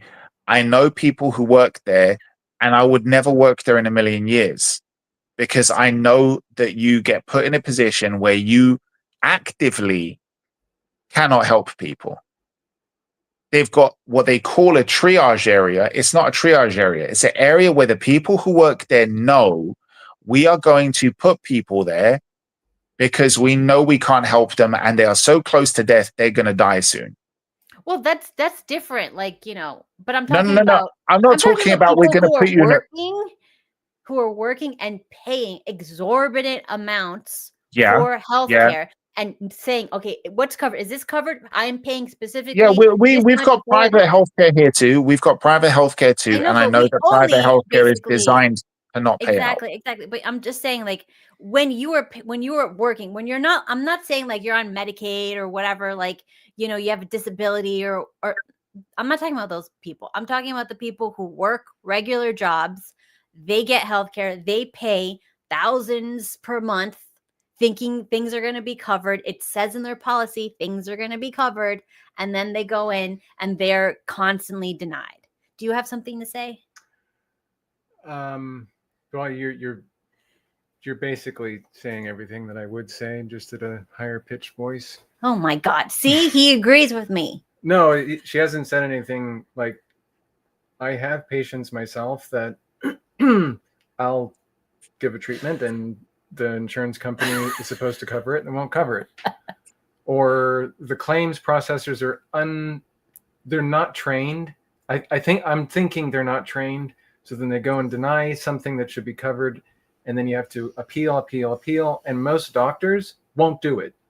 And I have patients that have gone to some doctors, they say had blood tests run, and the lab requested that they didn't put enough the proper diagnosis codes. So the doctor didn't follow up, and they had a $5,000 bill. So so they ended up fixing it, but okay, but we're talking about the kind, like, they don't fix it, they get lost in the system. That happens. It's most of the time. It happens. But most people don't know that you can't fight that. You can actually fight that shit, even when you're trying to get your claim on the phone. No, you can't. You don't understand. Okay, wait. How it works here. What is happening now is they are narrowing the loop, the hole in which you can appeal something. Yeah. So they're giving you less appeals. They're giving you less ability to communicate with the insurance company to prove your case. Used to be that I could electronically communicate with them, give them documents, proof that it should be covered. Now they won't allow that, at least one particular insurance company. And then they'll only allow you to dispute a few claims at once. You have to go back in line. It's hours and hours. They're narrowing and narrowing your ability to fight a denial. Yeah, so it's not like it used to be where you you could go back and forth. They have gotten rid of that, and you're not even talking to people most of the time. You're talking to AI that it's basically a robot that's just told to deny you all the time. Well, let's give an example. So years ago, I forgot what year. Doesn't matter. Florida Blue. No, it was doesn't matter. Blue Cross. There was an insurance company in California that was sued because they were using AI to deny claims. There was one doctor that was supposed to review these records, and he had reviewed, quote unquote, 100,000 records in 1 month. And they calculated there was a few seconds that he had to review each record properly. So basically, he was blanket denying all of these cases without even reviewing them. So, and this is just one instance. It's happening multiple times. Yes, because the people get fired if they but stop look, on if they let approvals or denials get approved. Okay, all of this stuff, I get it. When you're saying you don't get it, you don't get it. I get it. I lived in America for a while. I dealt with that shit. I've dealt with the same shit in the UK. And like I said, there's ways that you can appeal that. And if you're saying, well, no, now the system's designed so you can't appeal that, I understand. Fine. If that's what you're telling me, I'll believe you. But the thing is that we know if your solution is going to be, I'm going to walk up behind one of the guys that works for that company a chairman, a top guy, and I'm just going to shoot him in the back as a message, that isn't going to get shit done. And the reason why we know that isn't going to get shit done is because if these companies suddenly decide, oh my God, you executed one of us, we're going to change our policies and give you what you want. The messaging that you put out there is, if you start killing us, we'll give you what you want.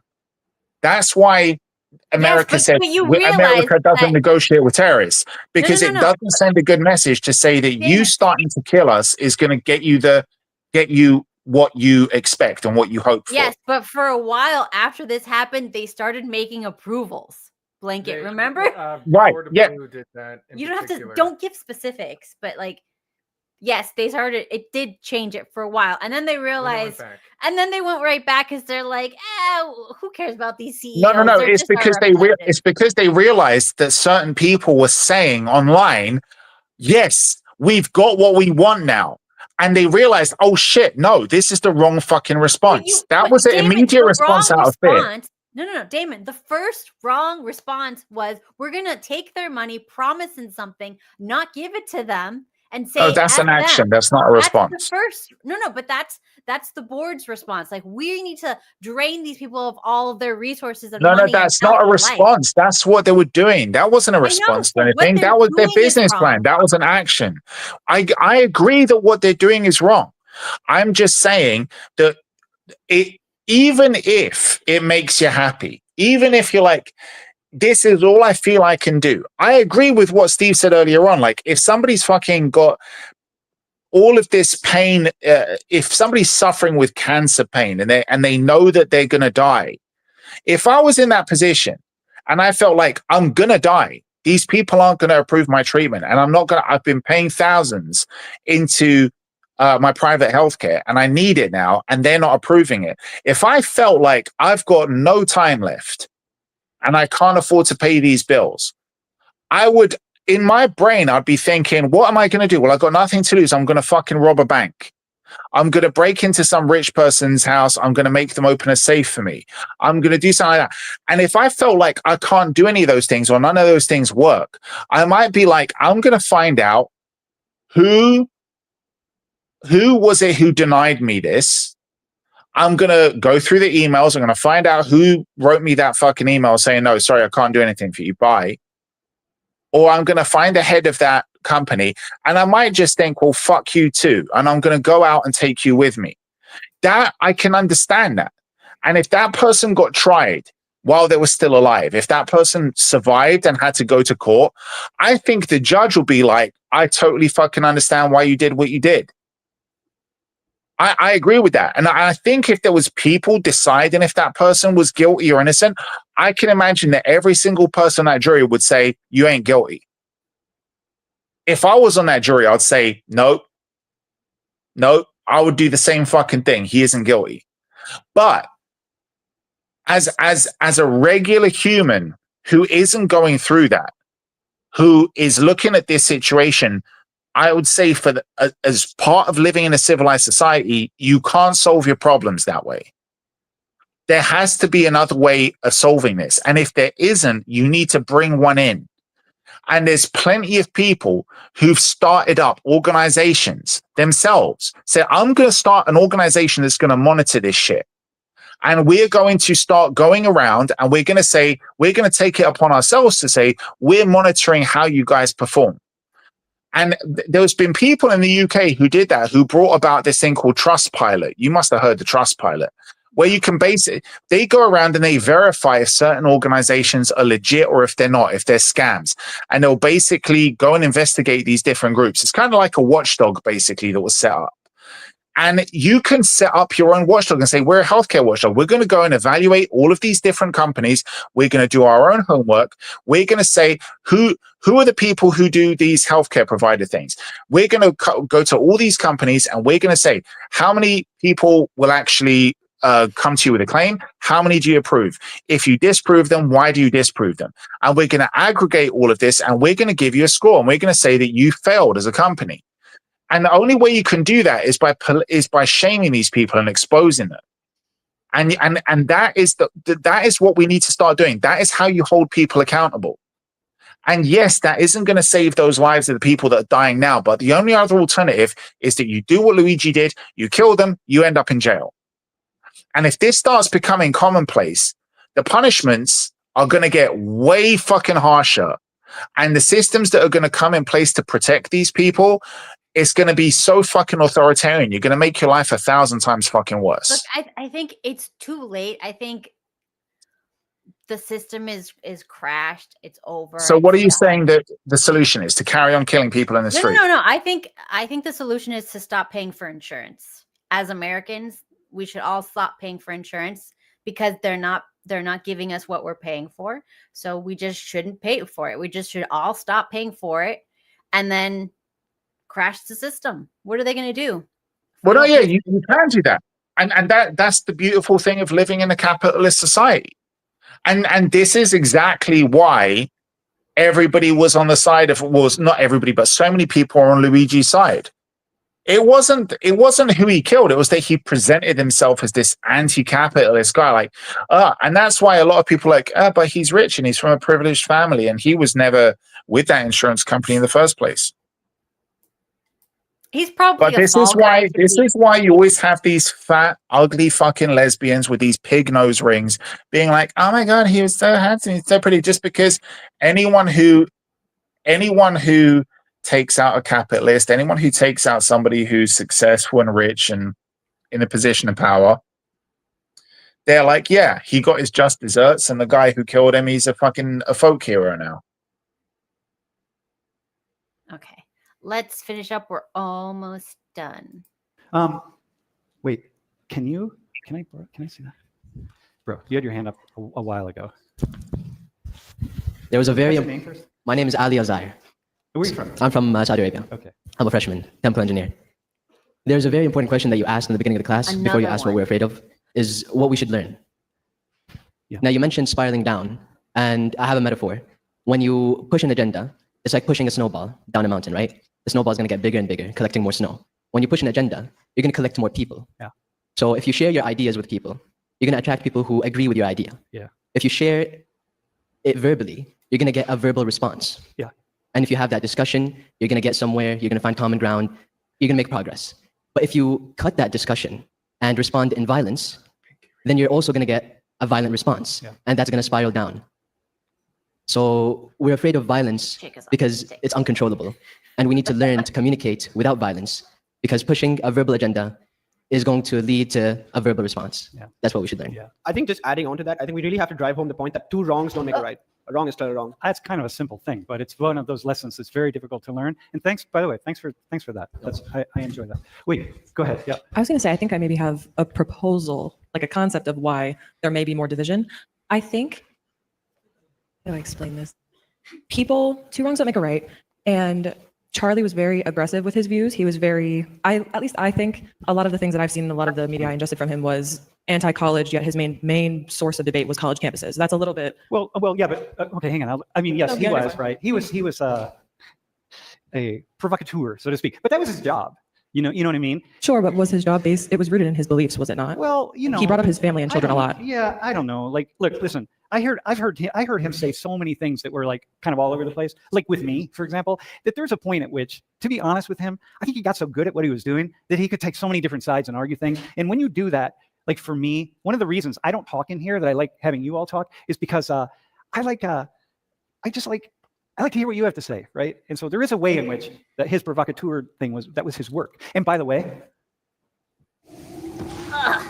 a sign. Okay, this is your chance to tell Steven that he needs to get me the what's it called? The paid subscription. $200 a month paid subscription. How much a month? I don't know. It's like, I thought it was 50, but it keeps going up. Forever and ever. If I had to take classes over again, I don't know what I would do. I would drop out of college immediately, because I just would. So he provided a great service in a college environment. So it's like, yeah, get out and do that. All right, hang on. How did Charlie Kirk's debate style of prove me wrong actually serve to further discourse and knowledge and community? It's, well, here, because Amberland, thanks, man. Wait, can somebody answer that question who's like a Charlie Kirk fan? Are you a Charlie Kirk fan? Can you, dude, no, here, give him that. Can you answer? Here, you can use this. This one here. It's easy. Can you pass it down? Can you answer that question? How's it further discourse and knowledge and community? Like, what do you mean? Like discourse? Like his debate style. Prove me wrong, dude. Prove me wrong, man. I mean, I think like it caused some harm in the fact where like he's telling kids that are outwardly like gaining debt for going to college to get a good education, to get a good job one day, that you're basically doing this and it's useless because you can make money further on now, like not going to college. Yeah. But I feel like if you sit there and like he practiced fair speech, supported the First Amendment a lot. So and he listened to other he people. listened. I think where like not to hate on Layla, but like to go against her a little bit. She said no, he's not hating on you. No, your opinion isn't hating on me. But she said someone could take his like rhetoric and push it further. Yeah. Where I think we're looking at like, oh, he had so many supporters, but he didn't talk to his supporters. He talked to people that went against him and shared everybody's beliefs. Which, if you're sharing your beliefs and having civil conversations like that, it prevents violence and it prevents getting shot. And I also have a question, if you don't mind me asking. Yeah, go ahead. I heard a lot of stuff about like the Second Amendment and like furthering gun laws. The whole purpose of the Second Amendment is to protect us from a dictatorship in our government. So the whole right is so you have the opportunity to protect yourself if the government goes away. My kind of question is, how do y'all like think about one political party? Because I'm very middle of the ground, but one middle of the ground is trying to strip you of your rights and not allow you to protect yourself against them, or not being able to speak out, where you see a lot of liberals nowadays are going against the freedom of speech because it causes harm. But if you're able to talk through issues, how are you causing violence? Here, can I answer that question actually? Sure. First off, so you talk about individuals, people protecting themselves from the long arm of the government. You mean like when the government sends the National Guard into cities? You mean that? I mean, protect ourselves from protect that? yourself from anything. Okay, if you I don't got agree you. with the government, No, no I matter got who you. you are. I got you, but I just feel like I had an obligation to say that. The second thing I want to say is, I think that for me, as somebody who's very much in the exact center, straddling, I think the left and the right do a pretty equal job of shutting people down and curtailing free speech. So, for example, in this class, when I came into this class and we're having this conversation, and I'm thinking, I think am I doing a pretty good job of this? Am I being fair? Like I'm not, okay? I'm not afraid of the left right now. I'm afraid of the right. I'm afraid of saying something that I don't even know is critical of the president or Charlie Kirk or something, and I'm going to get hammered in the phone calls and the emails are going to go to Penn State, and I'm like, the right's going to take me down, right? And I mean, I'm really afraid of that. I'm from Southern Virginia, so guns are a big thing where I live, right? A lot of military. I live on the biggest naval base in the world, so you can say that you're scared of these things, but in my opinion, everybody who's died in my hometown from gun violence, or people I know that have been shot, it's not majority of the time 200 yards away from a rifle while you're giving speech. It's drug deals, it's arguments in school that cause. Which could be a good reason to not listen to Jack here, actually. That could be a good argument. To be like, we need to put some controls on. I just want to say one final thing. Bro, I like what you're saying. The other side is there are other days in this class when I'm not afraid of the right canceling me. I'm afraid of the left canceling me. And I'm like, oh, God, I'm going to be in trouble here. So it's equal side. One day it's liberals, and the next day it's conservatives. And I'm like, oh, my God. Wait, hang on. Hi, my name's Adam. I'm from the Philly suburbs. And the area. What? What? Her name is Adam? Oh, right, yeah. His name is Adam. We can't say that. It could be a they.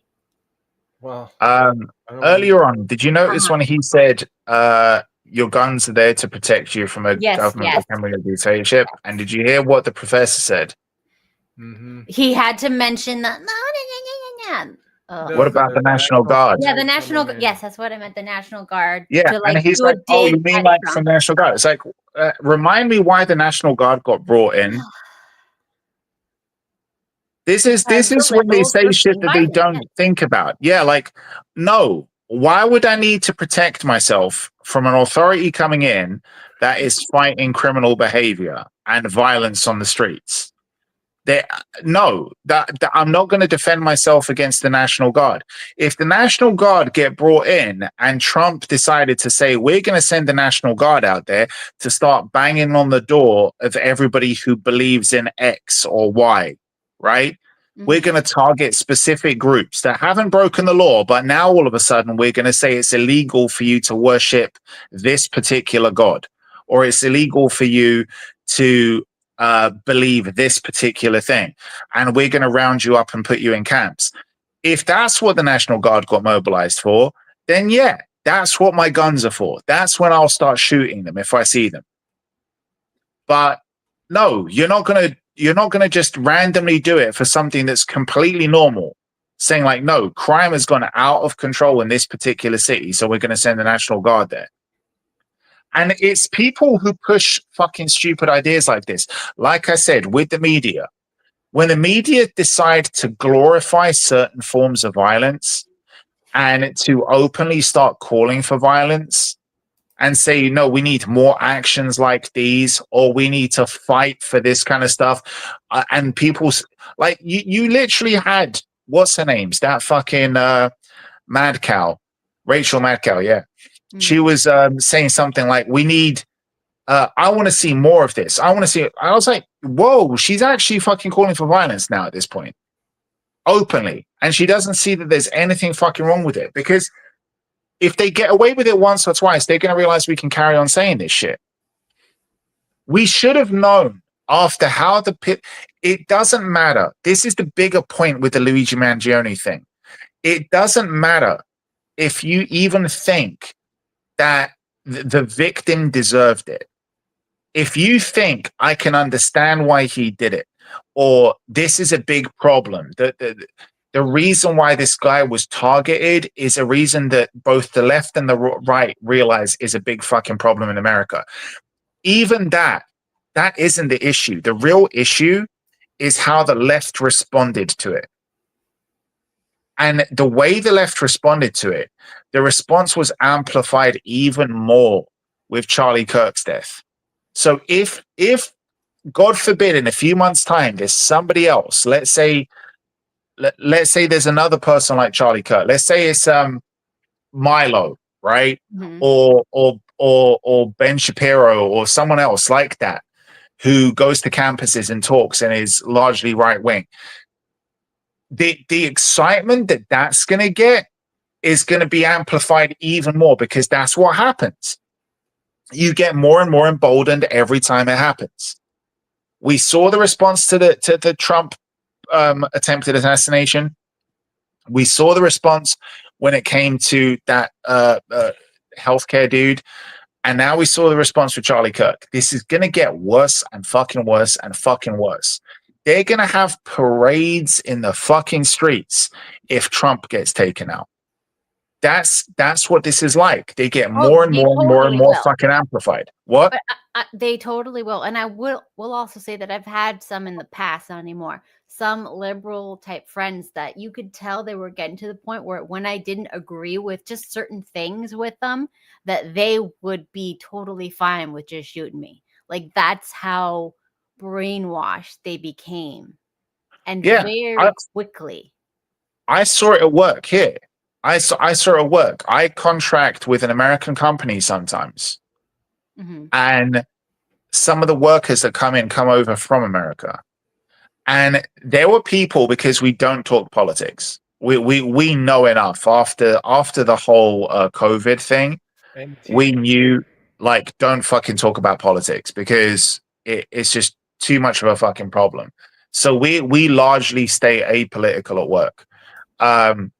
But when I came in the day after Charlie Kirk's assassination, there was a couple of people talking about it.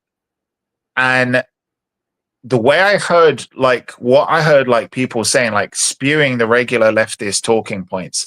Well, he was an anti-LGBTQ bigot. He was like a far right extremist and all this kind of shit. And I'm like, oh my God, okay, I better shut up, because, I mean, I was already in a fucking mood, and I just felt like I'm gonna fucking just stab this bitch in the fucking neck myself.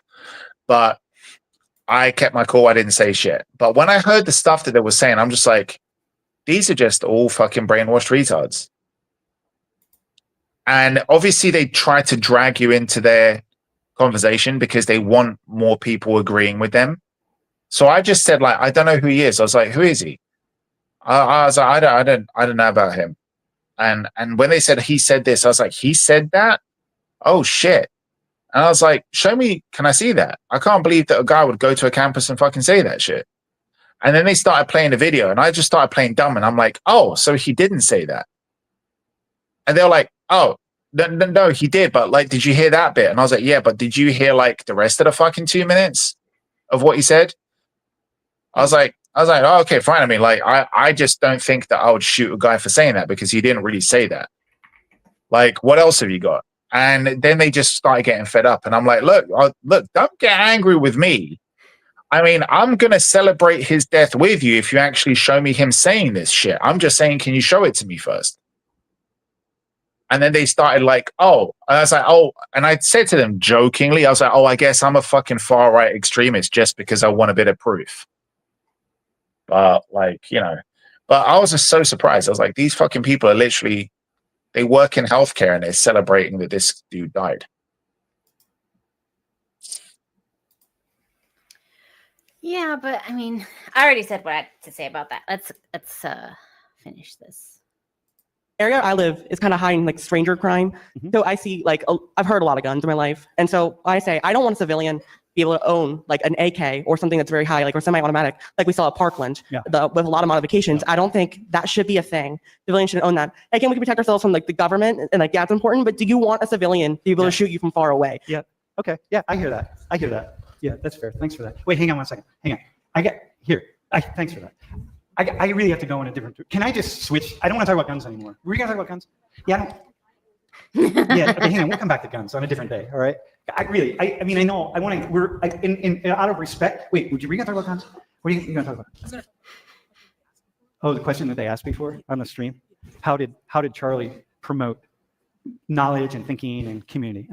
So his whole thing was prove me wrong. And I think that's the basis of debate. But I find the issue is, and I think the reason why he rubbed so many people the wrong way was that he acted almost as if he never really had the intention to be proved wrong. You can say as much like, oh, I'm really open-minded and I want to have my opinion changed. If you give me the right statistics, you give me the right emotional basis, you use the Constitution, use these things that actually prove me wrong, I will change my opinion. So you felt as though it wasn't really genuine. So I tried, for example, for me, yeah, that's really important. So you felt all along like, yeah, it's not really genuine. You know, you're not, you know, can I tell you a story though? So Gary, the Willard preacher, he was generally speaking, evangelical Christian. And then some student came along and started arguing with him and kept coming back and kept coming back and kept coming back day after day after day. And eventually the student won him over and Gary converted to Greek Orthodox religion. And I'm like, seriously? So here's a guy, you think like Gary even, who feels like he's not listening to you, but he converted because of this student. And I feel like Charlie, as somebody who's been around a long time, I will guarantee that he changed a lot of his ideas as a result of a lot of these debates. But I understand sometimes it feels disingenuous. And so it's like, yeah, you're not building community if you're disingenuous. Okay, wait, can I just go in a slightly different direction? I have a question for you. For a second, yeah. I just would like to know. Yeah, so that girl, her accusation of Charlie, what the professor said, like, yeah, Charlie changed his mind on some things. Charlie did change his mind a couple of times, but it wasn't really changing his whole belief system. It was just changing maybe some of the attitudes he had towards things that he felt a certain way about. But the mistake that she's making is she's trying to critique him, saying he's being disingenuous because he wasn't willing to change his mind. That wasn't his setup. His setup was prove me wrong, which is what she actually said. But if you're saying prove me wrong, I'm not saying change my mind. I'm saying tell me how I'm wrong in what I'm asserting here. Yeah, and okay, even bigger than that, who gives a crap if he wants to change his mind?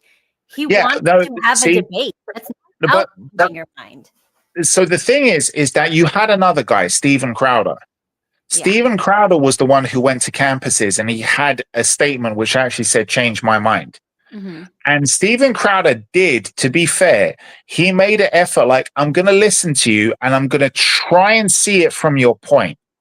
And usually the way when he started off doing that, he would talk to these students and sometimes it was a bit sarcastic. Sometimes you could think maybe he's being disingenuous here, but there were certain times with people who actually made a good, respectful, decent effort in their argument where he was like, I'm trying to see it from your point of view. Let me put myself in your shoes. This is what you're telling me I should do. I can maybe see that. But then he said, but the problem is with this and with this and with this. So what would you do about that? And the person had to think on the fly. And you could see he was like, I'm steel manning your arguments for you even. I'm being legit. I'm actually trying to see it from your perspective. And I want to make sure that I fully understand you. I'm not straw manning.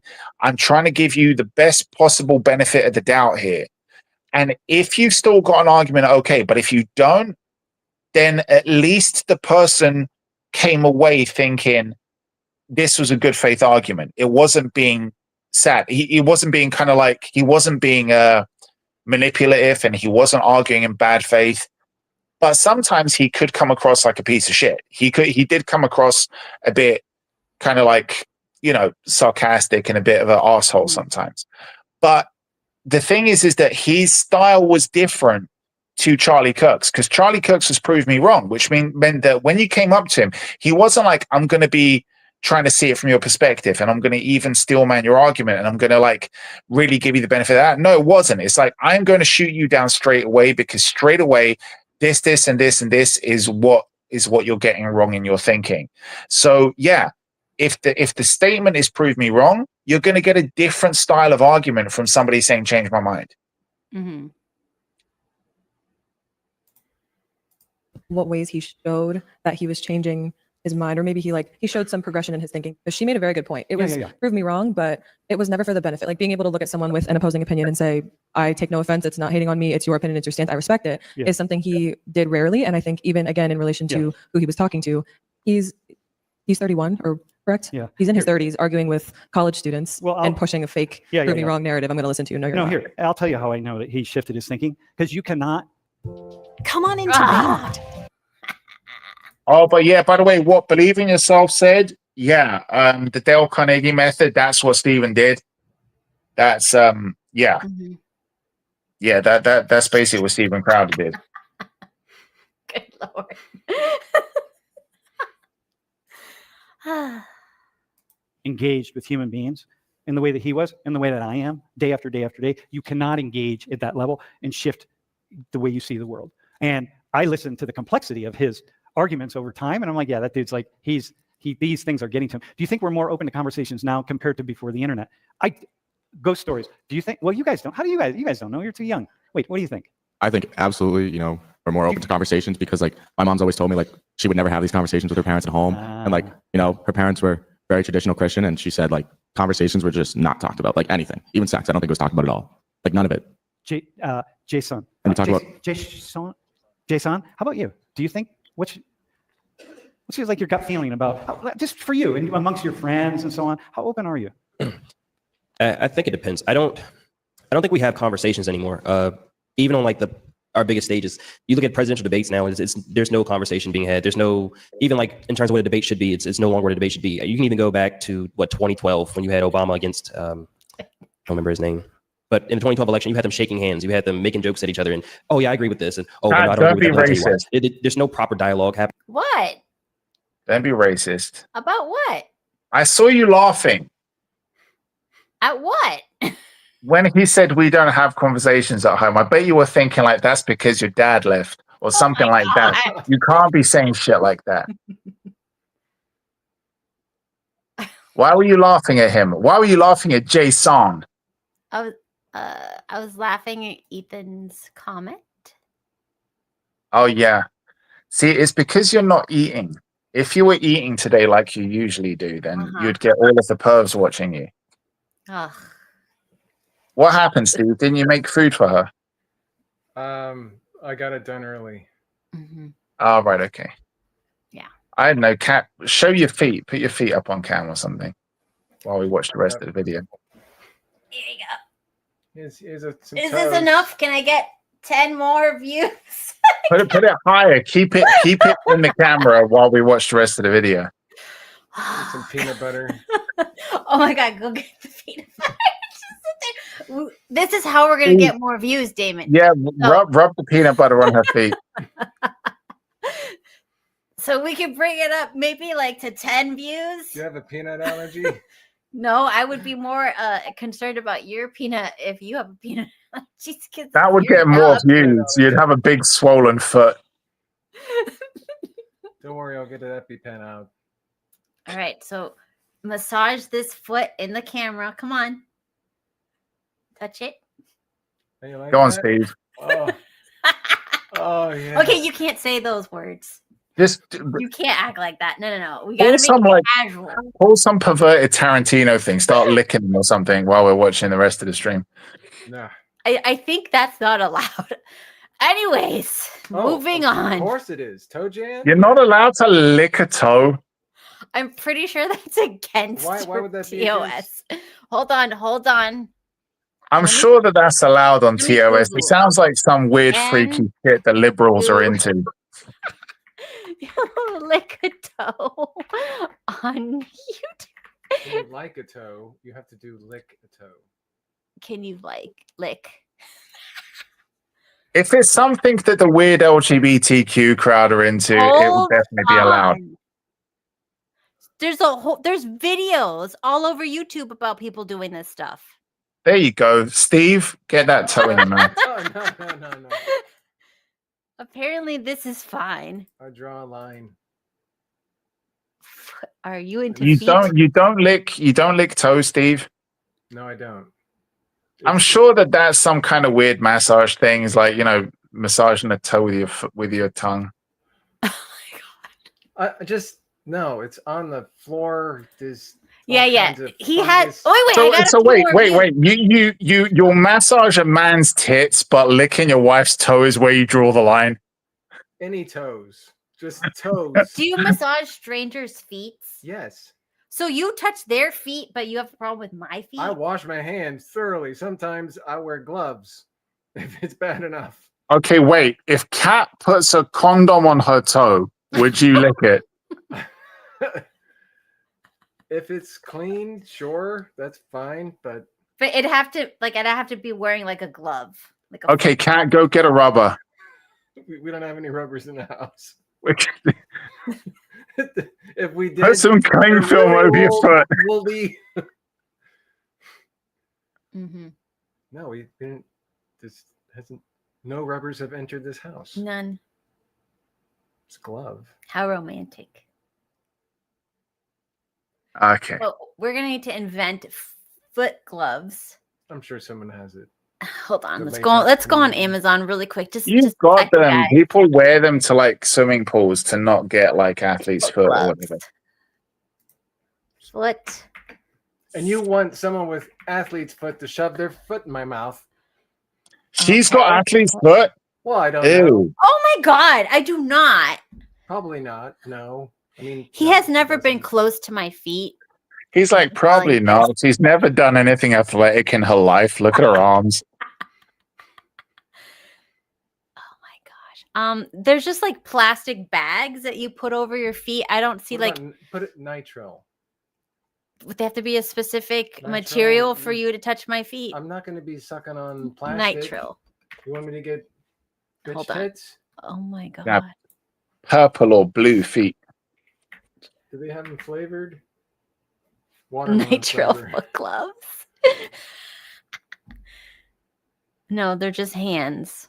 Why are you calling them foot gloves? You know they're called socks, right? Oh. Oh, today I realized that gloves are for your hands. Huh. Ooh, can you get me this color? That's cute. It's purple. Like a light My purple. eyes have been changed. Kat, what size are your weird Persian feet? Okay, my weird Persian feet. Show them. This is a size 5. That's a size 5. Okay.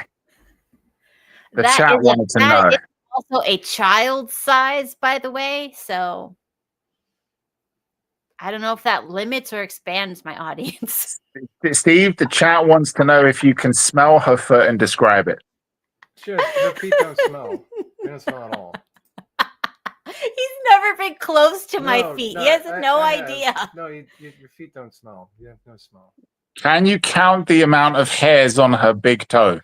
I get it, laser, Damon. Thank you. There's no hairs. Okay. No stubs.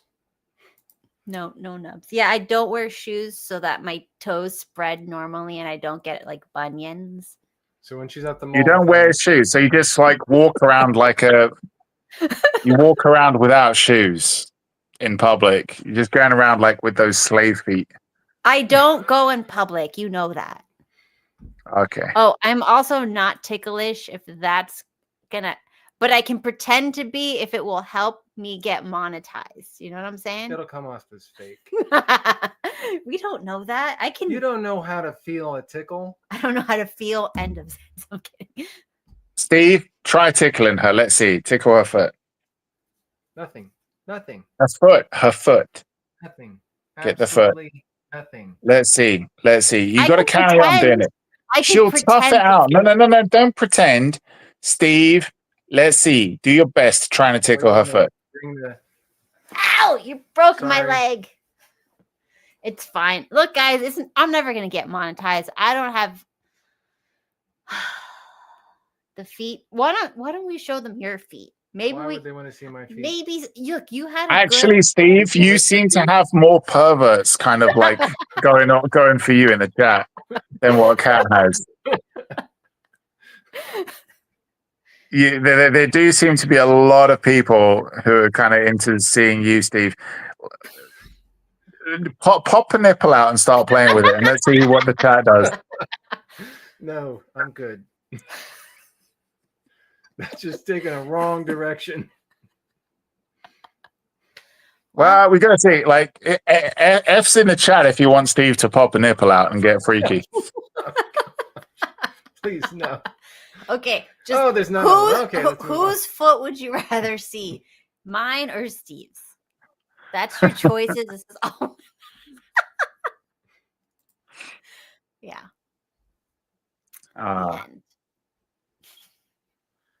There you go. See, I knew Ethan would be the first on that. And Adam, yeah, there you go. Steve, you got fans. Come on, give them what they want. Okay. Let's finish the video. We got like 2 Wait, seconds. okay, Kat, Yeah. your husband's got fans here, I and know. don't steal his We're gonna moment. have to what's it called? I Get feel- stretchy, bendy. Just to wear pull mesh. the neck of your shirt down a little bit. Just show one and like Doesn't go. give it a little Oh, tickle. no, it doesn't. Oh, it doesn't go low. You're don't nearly think there, we can Steve. get that. Stop being a cock tease. Just get it out.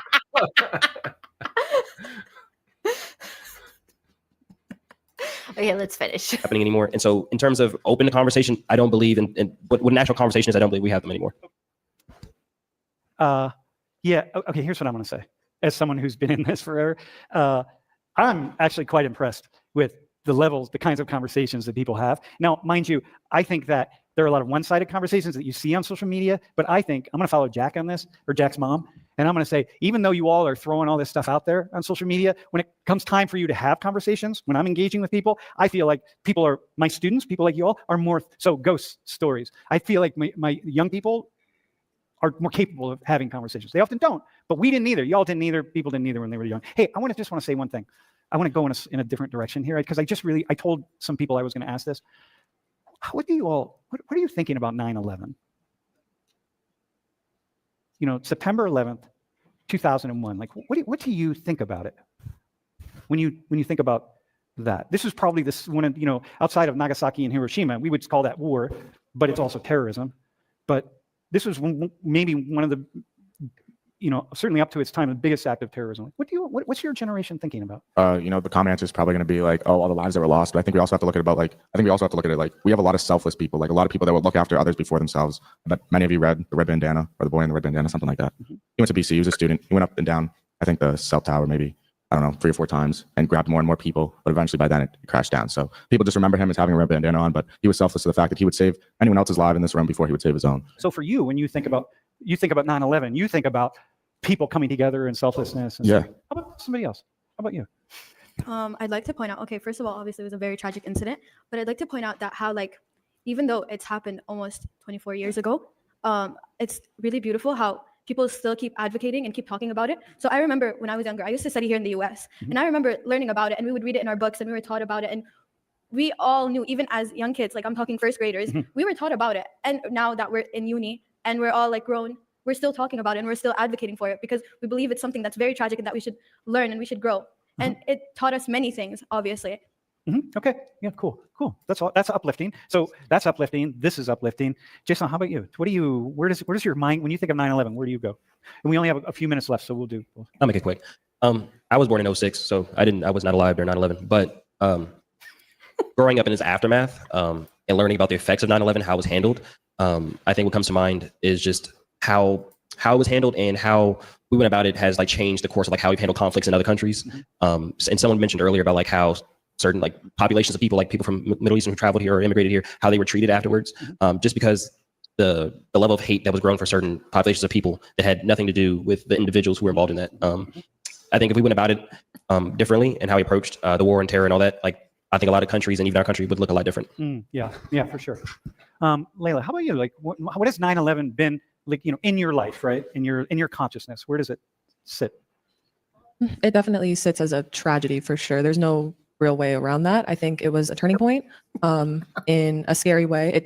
Maybe it shouldn't have happened for people to kind of wake up and for there to be unity and change. But yeah, I think that's my general stance on it. And first responders in that time definitely deserve their flowers because it changed how we think about first responders. The fact that you all use that word, that you just used the word, we didn't use that word before 9/11. That was that's a thing.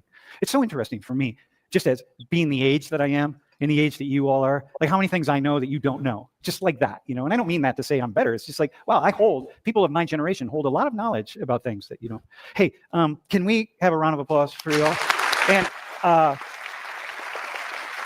And those of you who ask questions and make comments and stuff, for sure, also, thank you. Like, this is really big. Yeah, this is big.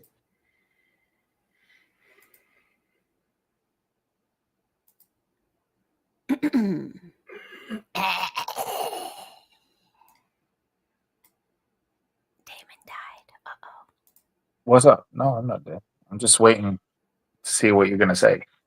Okay, so from this, I'm trying to think when I was in college. When you were in college, do you think like people would have the same types of opinions?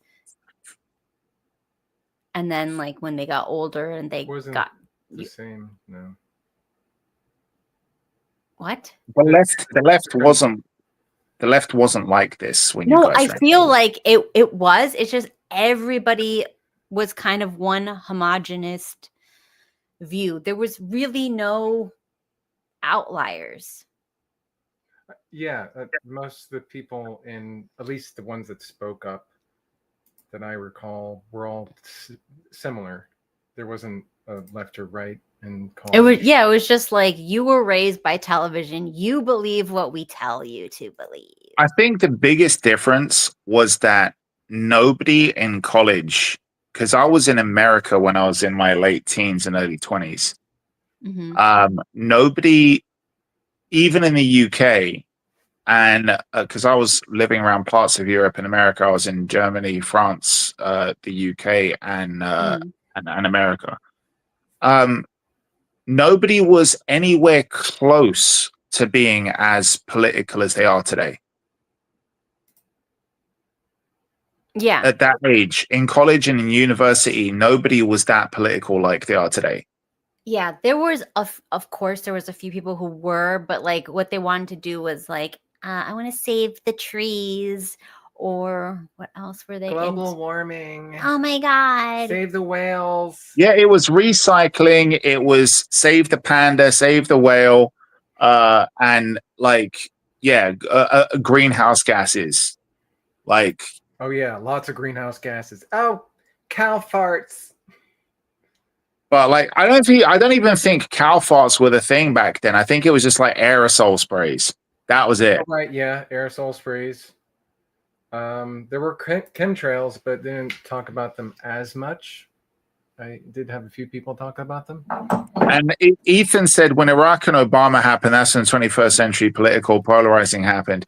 Yeah, Obama came in being the guy who was going to unify everyone, and he polarized everybody way more than anyone else before. Also, and like, just so you know, like even with Bush Jr. and even with Clinton, people weren't that polarized. There was people on the right wing who were okay with Clinton. I think everyone was so afraid on the left about how the Monica Lewinsky thing was going to affect him. But the Monica Lewinsky thing actually won him more support from the right. They were like, that guy was getting blowjobs under the desk in the Oval Office, fucking hero. They were like, that was a good thing.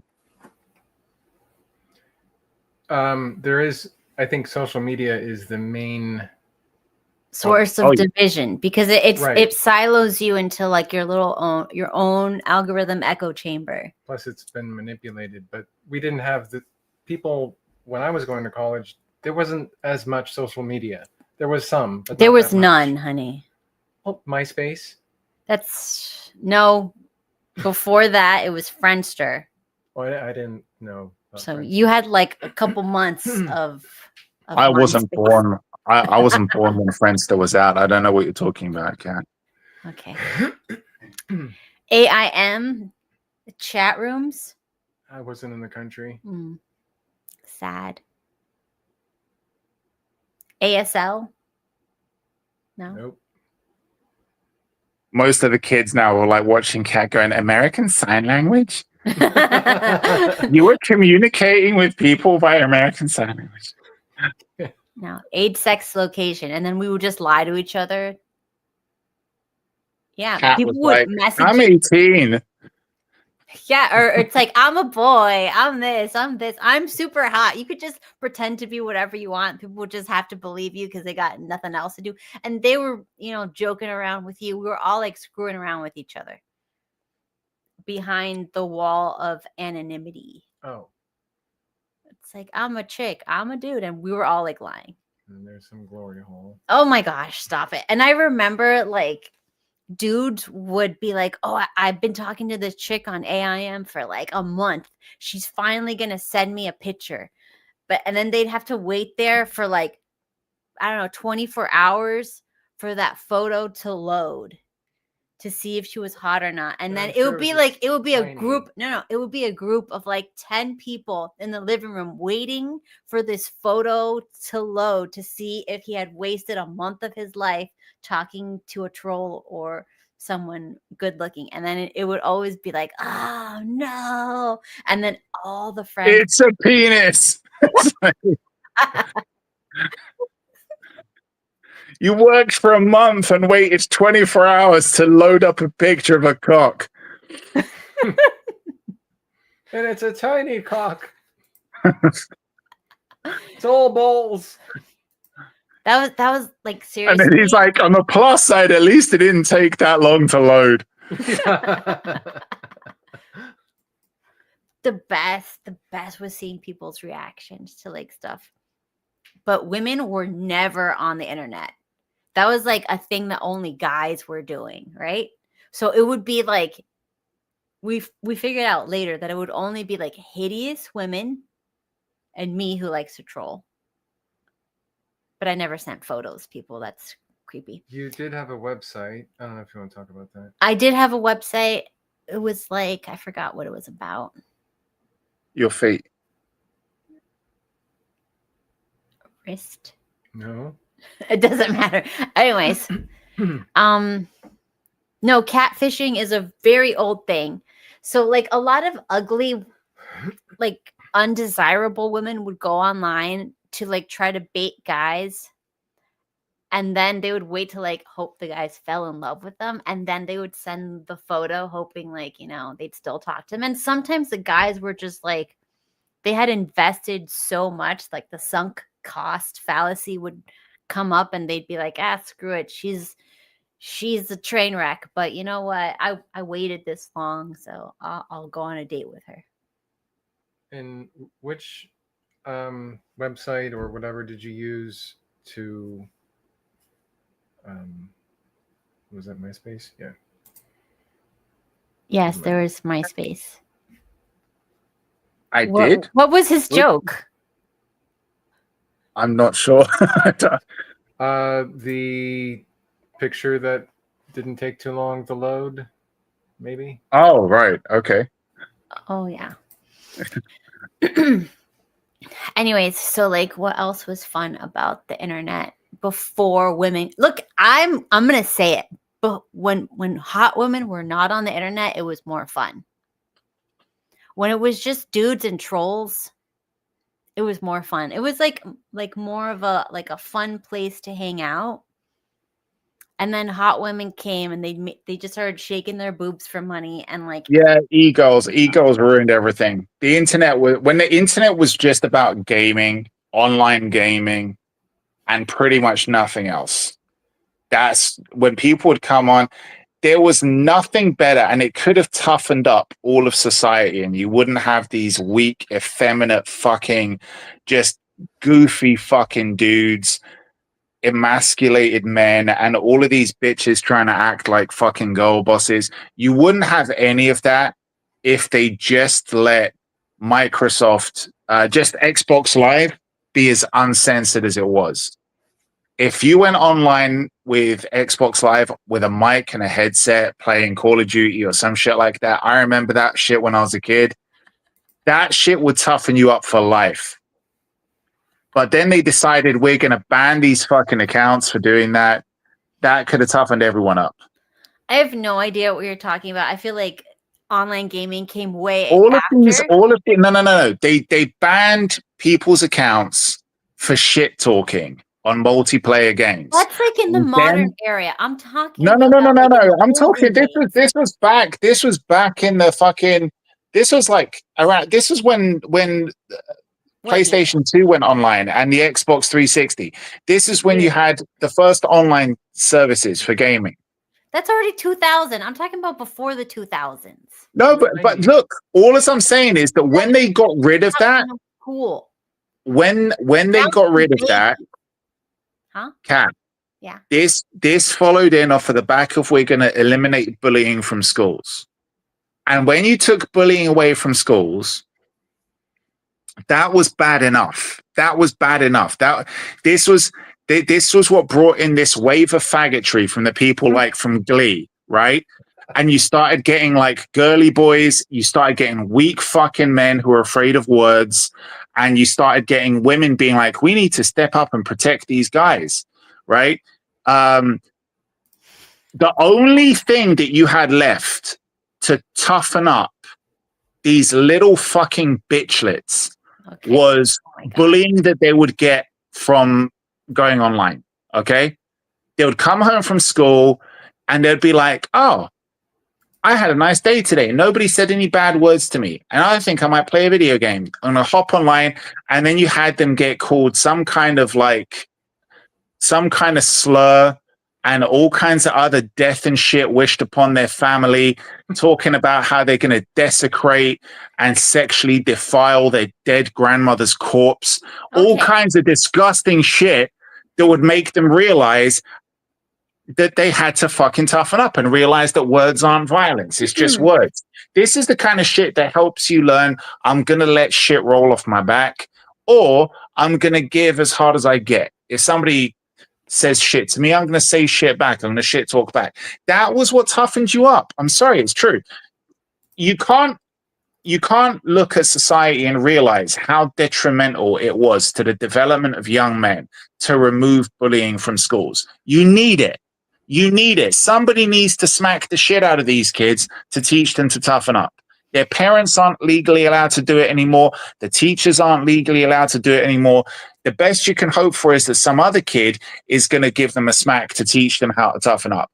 And now that they can't even do that, the only thing left is you let people shit talk online to toughen them up a little bit. And even that wasn't allowed because they lost their platforms for doing it.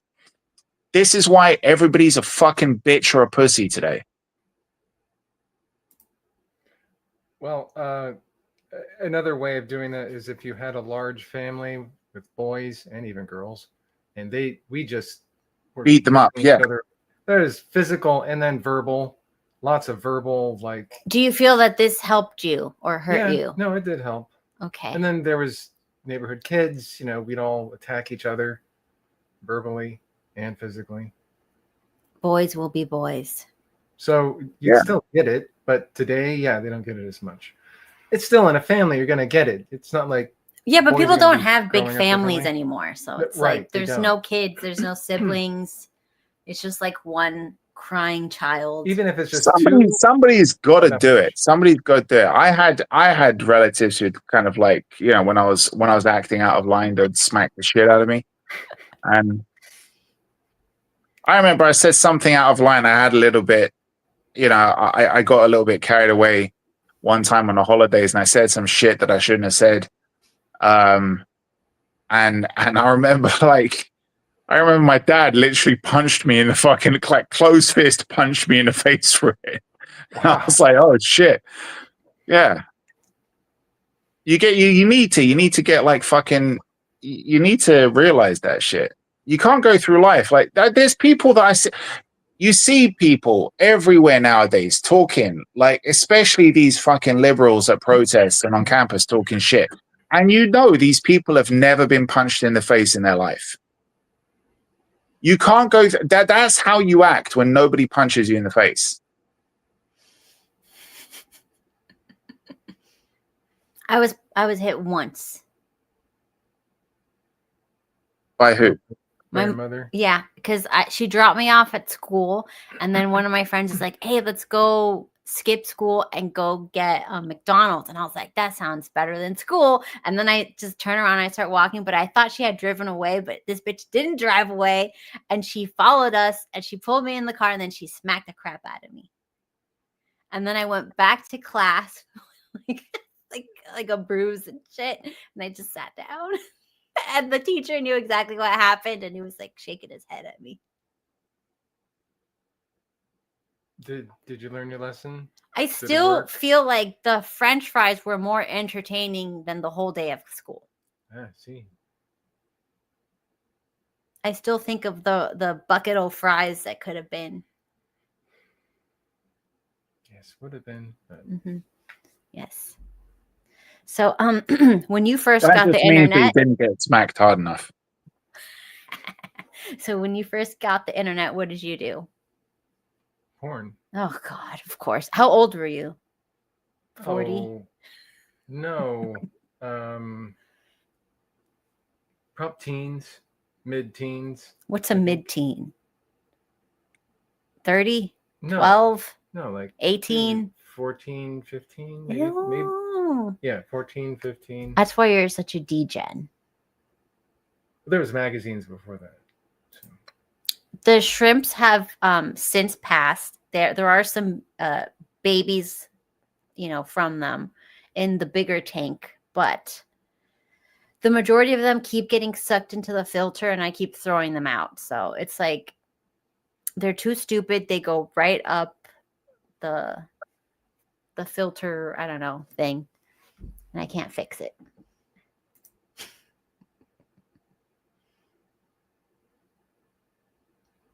All right, so what I did when I got the internet, the first thing I did was I made a GeoCities website, and then when LiveJournal came out, I made a LiveJournal, and then I would go on AIM chat rooms and talk crap. I was trolling immediately. And then as soon as we got MySpace, I would make an account pretending to be like a hot dude. And then my girlfriends don't know this, but I would troll them like as a hot dude and see how mean I could act to them and that they would put up with. And in case you were wondering, very, very, very mean. So then when they would talk shit down to me, I knew what kind of crap that they would put up with. So like I no longer cared. You mean you didn't respect them? I no longer respected them and their opinions after that. That's fucked up. What? Can you imagine, Steve, how weird it would be if you heard me as a dude say, when I first got online, I pretended to be this really hot chick and I started talking to my mates and I started saying really fucked up shit to them.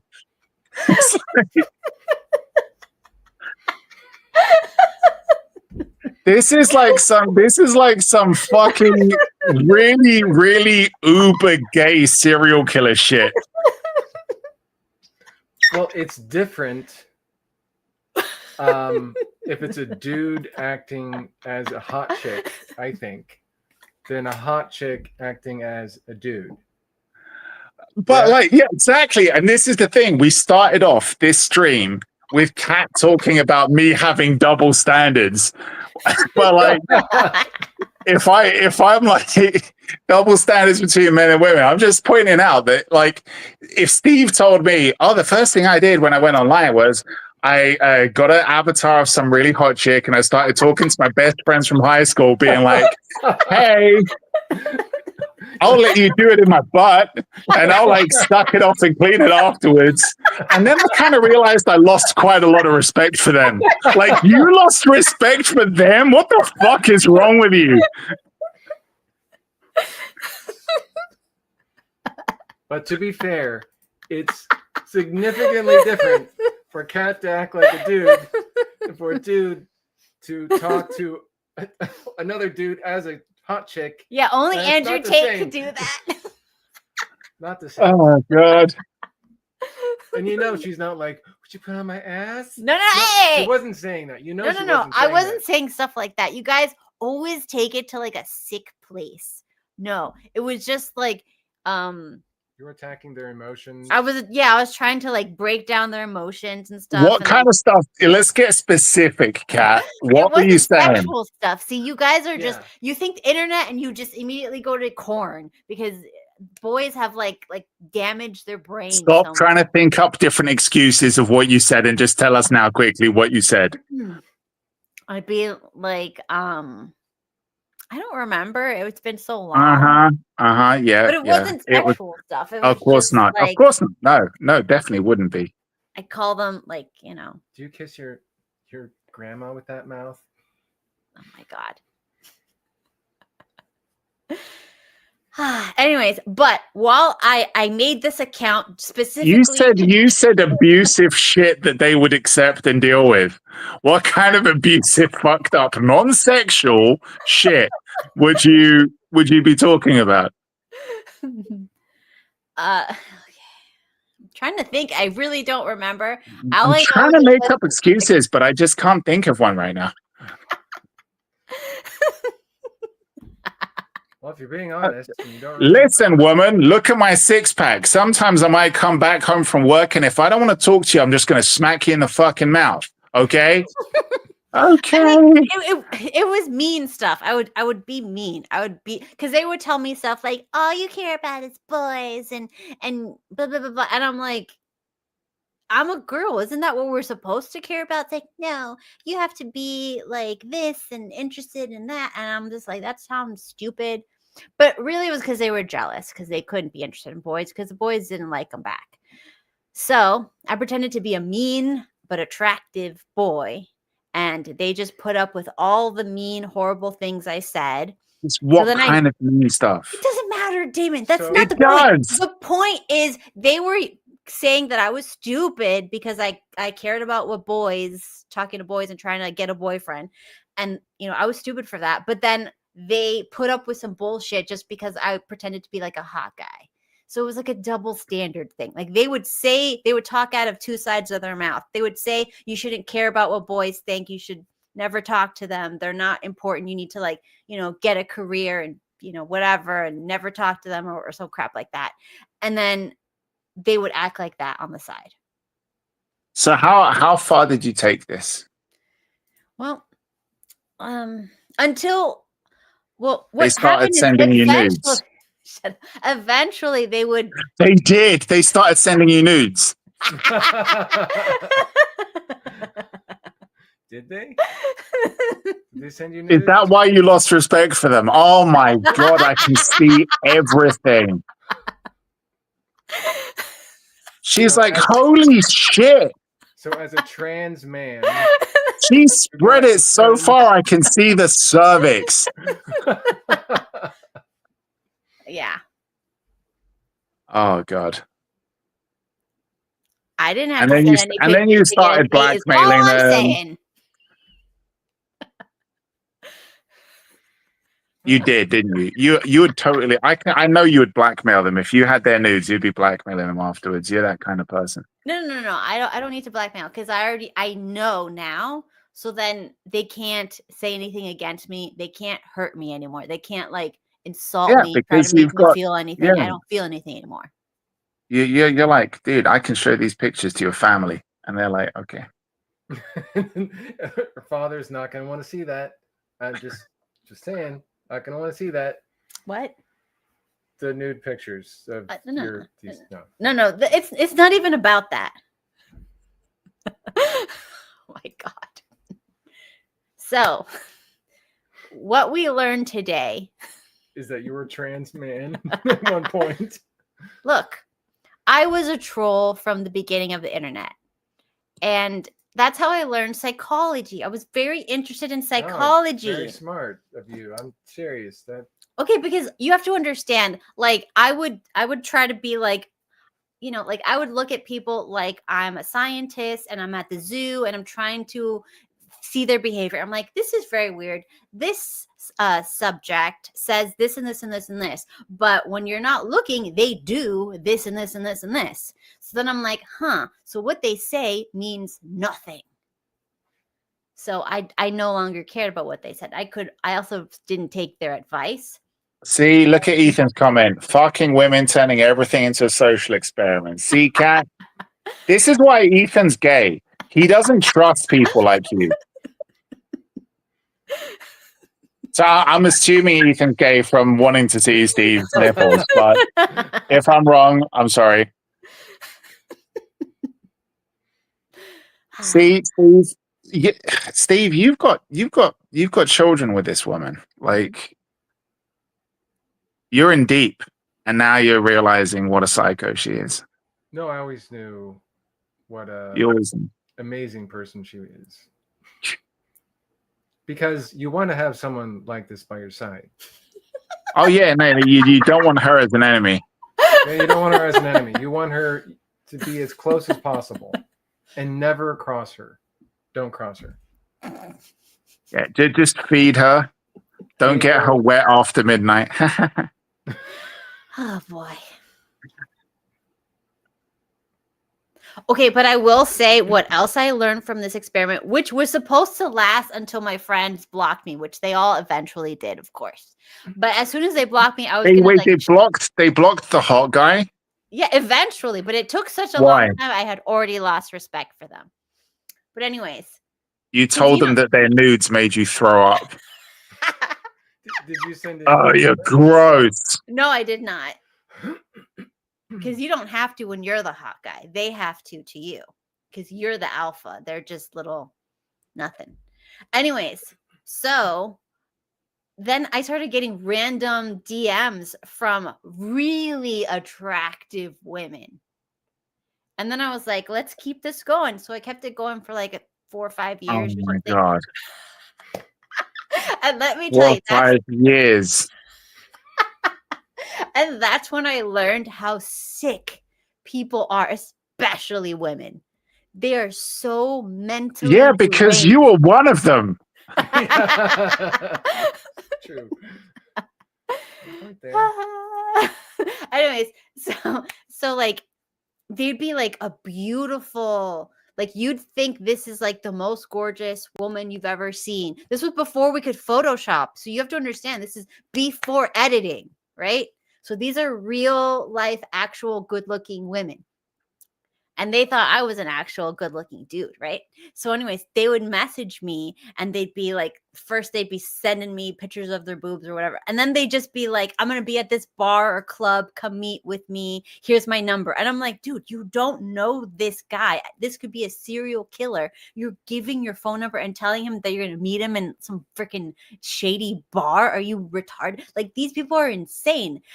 And then that happened. And then, of course, I just read the message and I didn't respond. And then I go check it again. She's like, oh, you didn't show up. No worries. Come meet me in my house. Here's my address. And I'd just be like, what? And then you go to the MySpace and it's like, she's like, got a family. I'm just like, what? And like, I would just sit there and like it would just roll in every day. Like another, like, but these people are alcoholics, liars, mentally unwell. There was I'm telling you, I did not respond to them. They just saw it was red, right? So these are not my friends. These are strangers on the internet, hot people, random whores. And they would just see that I had looked at the message and they would continue the conversation without me engaging with them. And they would just be like telling me about their trauma, telling me about what they did, like what they'll do to me, what they'll, like all these crazy psychotic things. And then you just look and they, you don't think that people are like this, like in their heads. But yeah, that's what's out there. And that was what was out there in the olden days. So you guys are screwed. Can you look up some of these people? What No, they're like I don't have today? MySpace. It's dead. No, I mean, I guess you wouldn't. Any of them that you could look up to see, like, are they still alive? What do they look like? No, the hot people. Oh my God, there was one girl. No, I can't say anything. I'm not gonna say anything. I don't want to get sued. No, tell us. No. What you don't have to name names, but what happened? Yeah, there was a semi-famous influencer back in the day, in the olden days. I won't say who she is because she's a sue happy type. But she was messaging me stuff as a fake hot dude. Wait. Oh, okay. In my DGen days, I had a reputation. In my DGen days, and there. What's that? I do get though that women will put up with crazy shit. Yeah, especially famous women. I've noticed with famous women. A lot of them sick. Yeah, they need so much fucking affirmation, and usually they're fucking damaged in some ways. Either damaged by the industry or damaged by their family, which pushed them into that. Okay, so the famous one I did respond to because I was a little starstruck. What a crazy psycho! Let me just say that. Oh yeah, there was a girl from a girl band that when I was it the Spice Chicks? No, it wasn't them, but it was somebody like them, and it was a similar era. I can tell you off when we finish the stream. But I might even have what? What? Don't worry. Don't ever say that on this stream again. What did he say? Say it, No, Steve. he's saying inappropriate bad words. No. Say it. What? No, do not. I can see Steve's face. He wants to say it. Say it. No, he What doesn't. is it? He does. He's smiling. He's going to say it. No. Go on. No, good. Move on. Oh God. But yeah. Yeah. I think I might even have the fucking emails from that person. But oh my God. But broke down, like literally, like. And it was kind of like what you said, like when you spoke as like as an asshole, fucked up dude. It wasn't me behaving that way. What? We should do a course on teaching dudes how to be assholes. I think it works. It does work, but it doesn't get you girls that you can have a relationship with. They'll be messed up, damaged people. Okay, the DGen in me has to say something just because it's true. Okay. The sex is going to be amazing with them. The Not good always. girls that you're going to Not build a always. Sometimes they relationship throw up with, on the you, sex honey. isn't always great. No. That's just true. I'm sorry. Crazy chick sex is good. It is. It's because they lack self-respect. God. They just hate themselves, so they'll do anything. They don't care how they look or how like they might seem or how they don't care how you're going to judge them because they judge themselves way worse than what you could ever judge them on. Yes. And when I would do like the boudoir photography and I met a lot of people, which I later realized were like pre-OnlyFans skanks that just wanted sexy photos for like their clientele.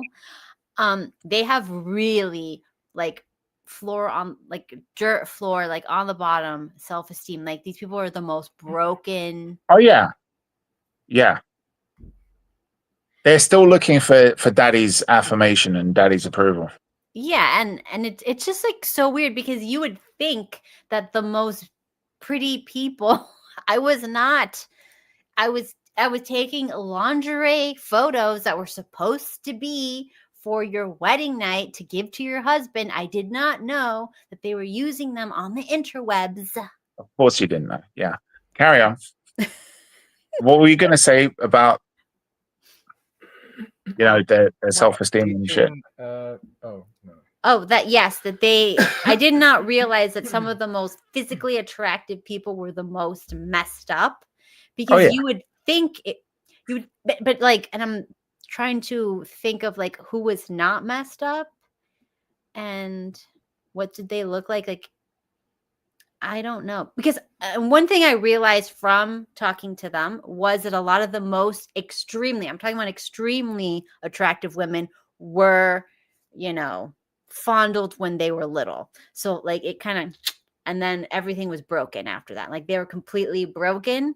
And like there is a level of attractiveness that like you need massive protection. Like if you're so like when you're that attractive that every time you walk into a room, like it's intense, like not like, oh, what a cute girl. No. When it's like an intensely attractive person, like this person is in danger. And then that's whether they always become alcoholics and stuff. Yeah. Or they try to make themselves look ugly. Like as a protection thing. That's the worst thing. Like I see so many I know so many guys who are like, oh, there's this girl that I'm into, but I don't know how to talk to her because she's very antisocial. She's super shy. I was like, okay, first red flag. Okay, you want to talk to her, so I'm assuming she's attractive, but she's super antisocial and she's very, very shy. If she's attractive enough for you to be like motivated into opening up dialogue with her or starting a relationship with her, but she's like super shy, that makes me wonder, like, the first question is, are you being weird about it? Are you kind of like coming on too strong? Maybe she just doesn't want your attention. No, she's like that with everyone. She's just super antisocial, doesn't want to make eye contact, very shy, very keeps herself to herself. Okay, and then they go, she doesn't look hot, but you can see that she really could be hot. And then the more you question them about that, you realize that they start to describe the fact that she's trying to make herself look ugly. Like, she doesn't need to wear those ugly glasses. She doesn't need to have her hair styled in that unattractive way. She doesn't need to wear like frumpy clothes because she's got a great body. Okay, so this is a girl who deliberately tries to hide her attractiveness. And she's antisocial. Classic abuse victim. Well, it could go either or. It goes either that way or they're hypersexualized. Yes. With tattoos. Yeah, the hypersexualized ones are the ones that you could have really awesome sex with, and it would be great, but they might do some fucked up shit, like later on say that you abused them, right? Yeah. Or they might try to fucking stab you in the middle of it. You don't. They could be like full on psychos. Yes.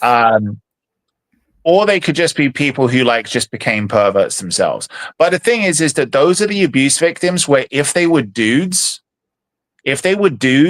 who after abuse became hypersexualized, they're the ones who would also go on to become abusers themselves. If they're girls, it could go either way. They could just meet that one guy who rubs them the wrong way and then just like kill them.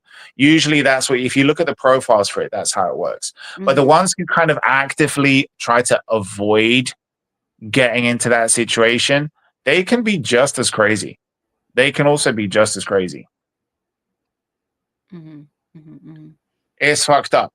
Safest thing is like when you meet that girl, if she ever opens up to you that she had abuse, just dump the bitch right away. And sadly, the same thing for guys. Yeah. Because then they're gonna be into dudes eventually. It's gonna happen. Well, they're gay. They took a dick. They're gay. Oh my god. So anyways, so answering this question, am I allowed to go on Fresh and Fit? Yeah, I just have to be there. Why would you want to be there? I have to be on camera. No. I feel like because he's afraid that I'm gonna say some trolling shit and then get punched. Or on your way to the car, get mugged. Or get like attacked by some chick. Some could be a whole gaggle of them. A Go after gaggle you with of their nails and facial. Wait, who do you think's gonna punch Cat? everybody. All of them. Look, I don't have a good reputation. Some of the fat girls that are on it, or the guys. No, I don't think the not guys would care. No, No. they wouldn't. It's the girls that she would see Yeah, look, their look, look. weakness and then Yeah, go because for it. you know how I'm a little bit like, what's it called? Like I say what I see Autistic? but I don't think that's autism. No. What is it like when you just Brazen. like Brutal honesty. like don't care, like just like observe, like I just say what I see or I say what I think like too much. Honest. Yes. No tact and honest. Yeah, it's a problem. So sometimes I'll be like, and and you know how women, like every time you say something that is like, you don't sugarcoat it or you don't like, then they get really mad, which is fine.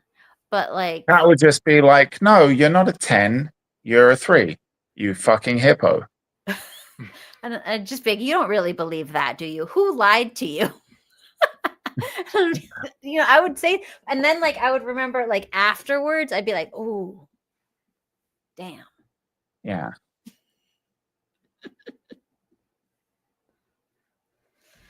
Yeah. But that's the problem though. Like when I say stuff that I shouldn't say, like I have very few friends that are female that can deal with it. Like, but the ones that can deal with it, I will say they're the best.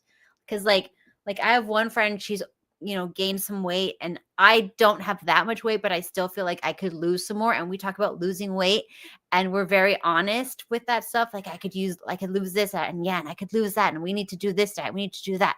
And like, there'll be like other girls who are just, regular girls and oh no, you can't say that. You guys are perfect. And we look at this girl like, how dare you lie to us? We don't do that here. And then like the other girl's like, oh my God, I'm sorry. And like, they kind of like go away because they're just like not used to like honesty or something. Yeah. They think that empowerment is basically lying to somebody and telling them that they're beautiful when they're not. Okay. Whatever is so freaking, and California is so far. I don't Go to whatever less ghetto chicks. Do you know what that means? They're just as fucking ugly and loserish, but they're just white. They're just the super liberal ones. No, they're just white chicks instead of black chicks. But they're just as fucking pathetic. They're just as bad. Look, okay, this is the thing you guys need to understand. Like most women are very easily manipulated. So if you tell them with TV shows and movies and stuff like that, like the amount of women that watch Sex in the City and thought in their soul that they would just go live in New York and become a whore and write at some newspaper and get paid tons of money and then retire at 45 with a billionaire. The amount of women that believed it in their soul is staggering because I've met thousands of them who literally were like expecting that. So that's why when a regular guy came up to them, they're like, who the hell are you? You don't even have like, $1 billion or whatever in your account. Who do you think? Like, this is not the fantasy. I'm going to bang like 1 million dudes until I'm like 35, 45. And then I'm going to get my billionaire. Cause this is a lie that was sold and they actually believed it. I remember reading like girls magazines, reading them and going, there is no, because it would be about girls who like said that like they left their husband and they decided not to have children and they moved to New York and they got like some high powered job with zero experience, right? Zero experience, but they still got the job because there's so much opportunities there.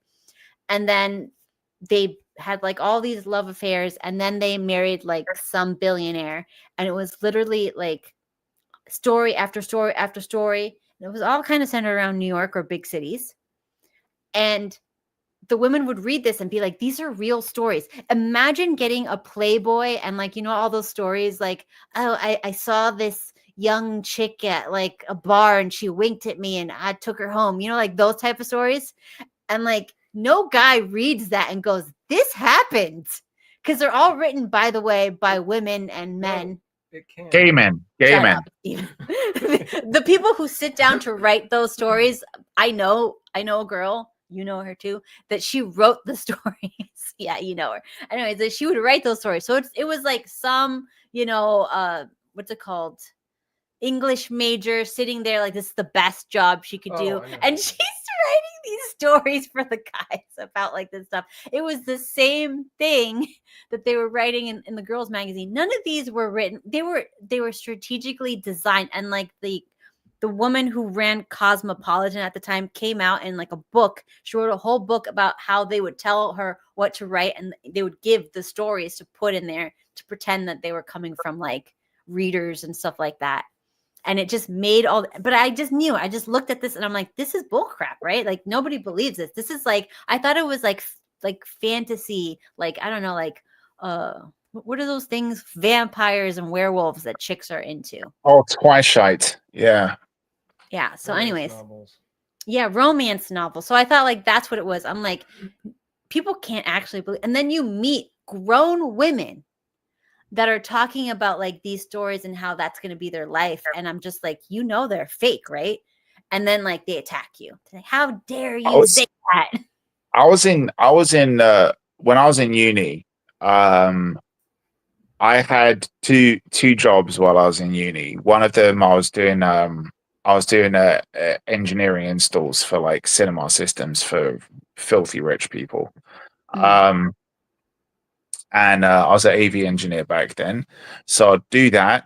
And I usually did that on Thursdays, Fridays, and Saturdays in the morning and evening on the Thursday and Friday. But Saturdays, Fridays and Saturdays, I worked in a really kind of exclusive nightclub in central London.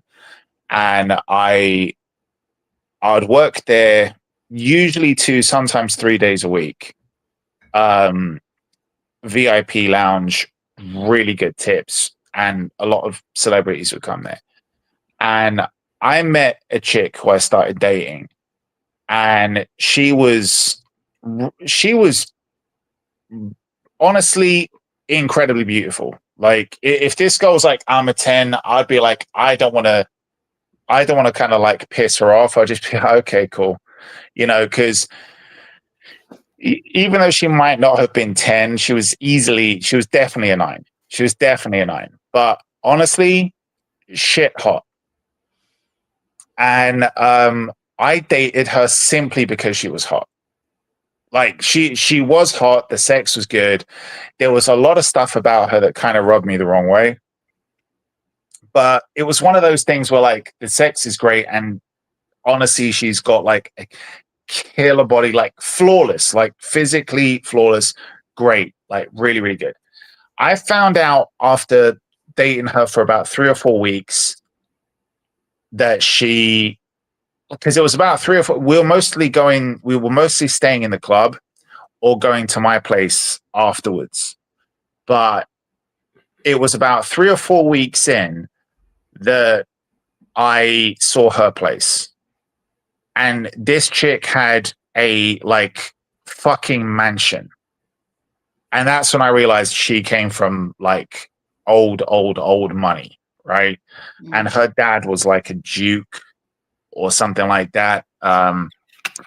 And she was like fucking loaded, like absolutely fucking loaded. And I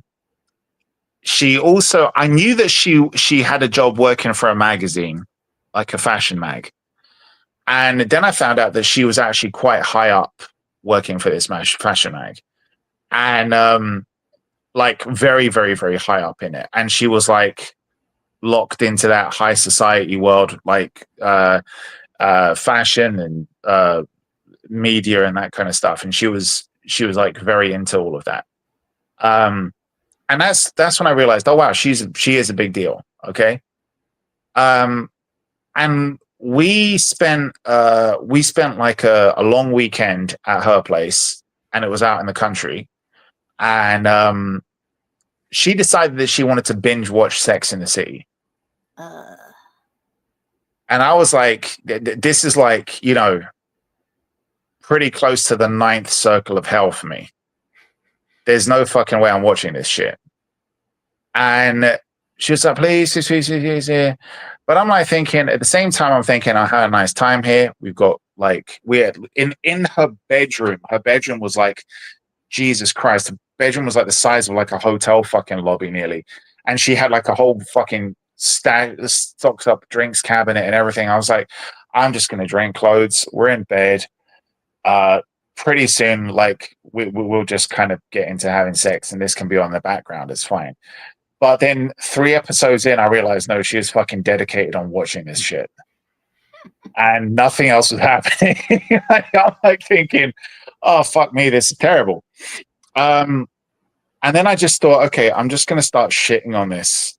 And so it was probably about 2 or 3 episodes in that I actually started paying attention to what I was watching and stopped trying to make anything else happen. So I just thought, I'm just going to let her know that I fucking hate this. And the very first moment I started paying attention, I started laughing at how stupid it was. Because there was a scene, and I don't even know what season or what episode it was, but I just remember this one scene where the chick, the old-looking chick with the mole on her chin, I forget her name. No, wait, is that the... It's the chick who once upon a time was in no, I realize now there's 2 of them that have a mole. It's the one who was in Big Trouble in Little China when she was younger. I don't know. I she know played there's the chick Kim with Kurt Cattrall Russell. and there's Sarah Yeah, it was Jessica her. It was her. It was Kim something, the blonde chick. Yeah, Kim Cattrall. Yeah, it was her. So she was in a bar, and she kind of like tried seducing this bartender, and the bartender was young enough to be her son. Like the bartender was like my age at the time that I was watching this. He was like about like 20 or something, 19, 20.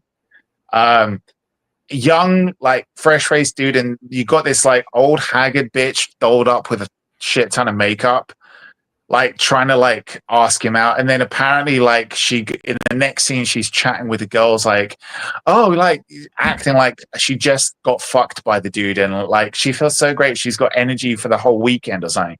I'm like fuck would that dude bed you? Like fuck. And I'm laughing my ass off, like telling my girl that like this is bullshit. There's no fucking way. Nobody would like fuck that chick. She's got like 15 years on him, and like, you know, she's like, yeah, but he's just the bartender. And like, and then you've got this rich girl like this. She's a bitch. She's rich. I was like, they're not going to give a shit about that. And she's like, looking at me like, what? And I was like, I'm just the bartender. I wouldn't fuck a chick who's like 15 fucking years older than me at least, especially with a face like that. It's like, she's a powerful woman. She started telling me about her job and everything. And I'm like, do you think that's what impresses us? I'm like, a guy isn't going to give a shit about that. I don't care. Like, even if I was just the bartender my whole life, I wouldn't go with a chick just because of her job, right? And then she's like, I do this and this and this and this. Like, she's my hero. The minute she said she's my hero, I'm like, I'm going to have to really, really put effort into fucking you tonight. I'm going to really have to put some effort into not losing respect for what you just said. But she's like saying how this chick's her hero. And I was like, I'm sorry. Like, men don't give a shit about that. Like, they don't. And she starts talking about now her accomplishments. Like, my girl was telling me about her accomplishments on this. And I was like, I fucked you before I knew that you came from money. You coming from money and you doing the job that you do with some magazine that I never fucking read isn't what impressed me. And then when she was like, so what drew you to me? And I just pointed at her and I pulled the bed cover away and I'm like, this is how simple we are. And I've never seen a hot girl look more offended to be told that she's hot. I'm like, You find it. I was like, this. I've always said pretty girl privilege is bullshit. I'm like, this is pretty girl privilege. Pretty girl privilege is trying to act like you're a victim for how hot you look. And for being offended that somebody tells you you're hot. I was like, no, this is why hot girls are bitches today. This is why hot girls act miserable as fuck. Because you're beautiful. And because you're beautiful, if you want to go and become a boss bitch, the door's open for you very easily. And you treat everyone like they're pieces of shit. Any man who wants to try and approach you and maybe ask you out or start a relationship with you or whatever, you're going to behave like a complete cunt to. Why? Because you know you're hot. And you don't want men to appreciate you because you're hot. You want men to appreciate you for being a boss bitch, for being a high achiever, for being what you think a high value woman is, for getting far in your career, for being successful and all of this other shit for reasons other than you being hot. And what you want them to do, what you want guys to do, is to get to know you on a deeper level and to maybe fall in love with you because of who you are rather than how you look.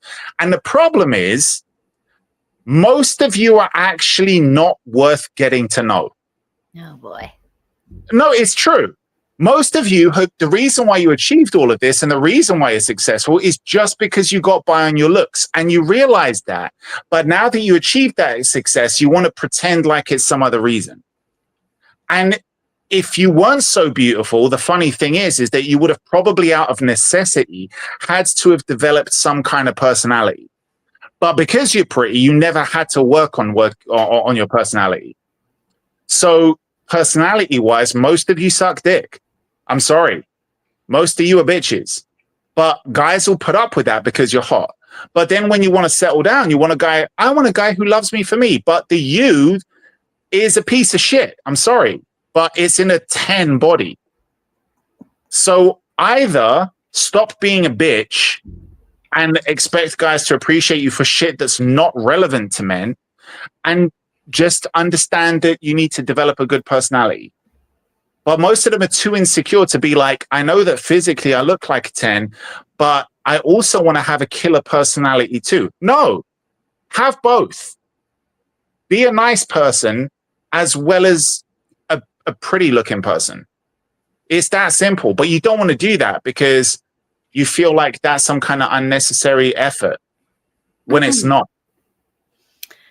Yes. Well, I don't think we can save anyone, but final thoughts. Did you want to show the video? Do I want to show? I don't know if I could get because there might be music in it. Anyways, this is a commercial and it is hilarious. Wait, is this one better? Oh, darn. Okay. Do the other one. Okay. Oh. It's like cock and balls. All right. Wait. Yeah, that's much better. Is this good? I don't know. Yeah, that's awesome. We're one testicle, he's another. Okay. Tyler Robinson, they just released these mugshots of him. Now, Utah Governor Spencer Cox shared. No outer eyebrows, classic hypothyroidism, hooded eyes, serotonin at 0, emotional apathy, narrow jaw, developmental deficiencies, sloped forehead, stunted cortex, drooping frame, thyroid weak, serotonin gone, cortex asleep. A mind like that, easy to bend, easy to persuade, not just broken, directed. Every murder leaves a trail, and I'm gonna trace it. Tonight's the night. Could you state your name? Tyler James Robinson.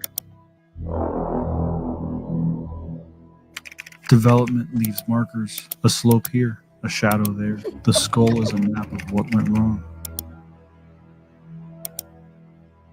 Now we're learning new information about the link between nutrition and the child's development before they're even born. Poor nutrition plays a role in brain development. I don't like them putting chemicals in the water that turn the friggin' frog. Every joke hides a sliver of truth. Police say Robin Westman was transgender, identifying as a woman. They call it social engineering. I call it design. Silly rabbit tricks are for kids. Thankfully, Tide's the answer to almost all of them. Swap that milk for silk with that tasty plant power. Neutrogena Wet Skin sprays on and stays on.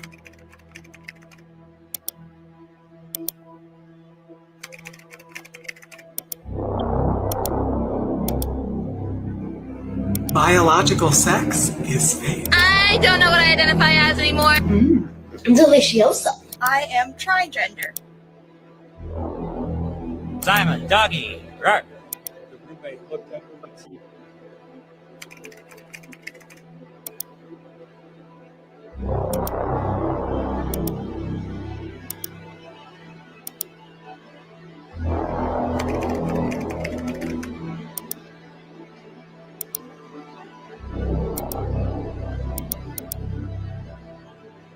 I expected answers. I found vectors instead.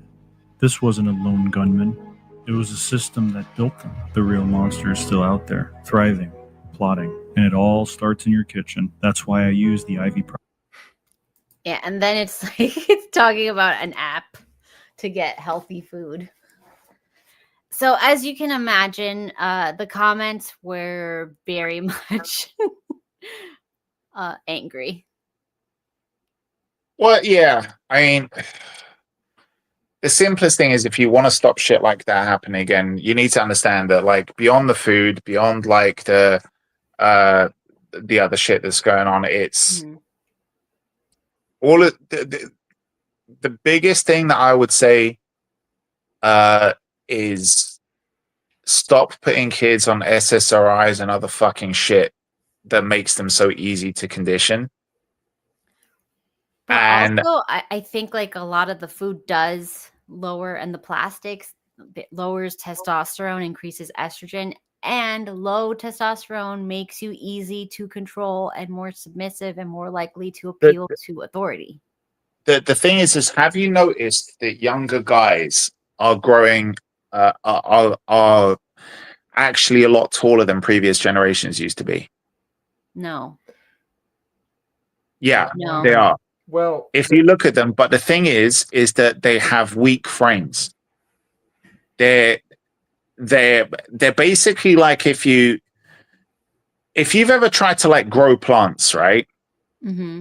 When Like you put the skinny with seeds no in, leaves, huh? like skinny plants with no leaves instead of like. I was about to say, like, usually, like, if you plant seeds and you have to keep them out of light first so that they sprout, right? You know what happens, like, if you leave them in the dark too long, they get spindly. They grow very tall, but there's no nutrition there. They haven't gotten sunlight. They're just trying to like break. They still think they're underground and they're trying to break through to get to sunlight. So they grow fast but weak. The reason why you're seeing a lot of taller young people now, but they don't look like they're genetically meant to be tall, is largely now they seem to think because their parents have been eating so much growth hormone for so long. So like the meat that we're eating is meat that's been fed growth hormone.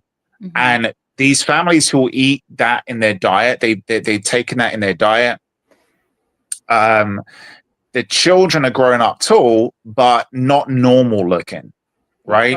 Well, wait. We don't have tall people here. When you're talking about growth hormone, let's say you wanted to do a growth hormone treatment for a child, it's only going to make them grow about 2 inches more, along with additional side effects. So I don't think the growth hormone is necessarily making them taller. I think it's something else. It could be something else. This is something that they're trying to research now, and a lot of them seem to be thinking that it's because it's in the parent's diet. And they mentioned a few other supplements as well that it could be, but all as we know is that like they're tall children who've got no genetic markers for why they should be tall.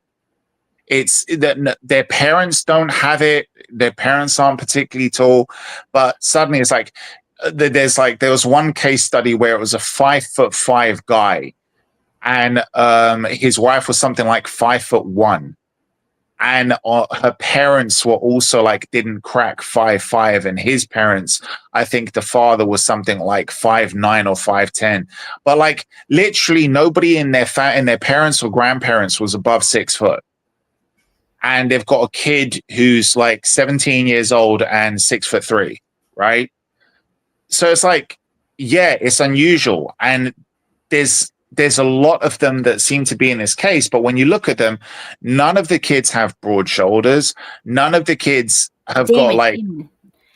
He brings up a good point. Do we know that those are the real fathers? Because we have to admit that it could be just a small percentage of dudes that are for the sake of all the genetics. That one tall. So yeah, that's one of the things. That's one of the things that came in part of the study required there to be a genetic test because they were going to look for these markers.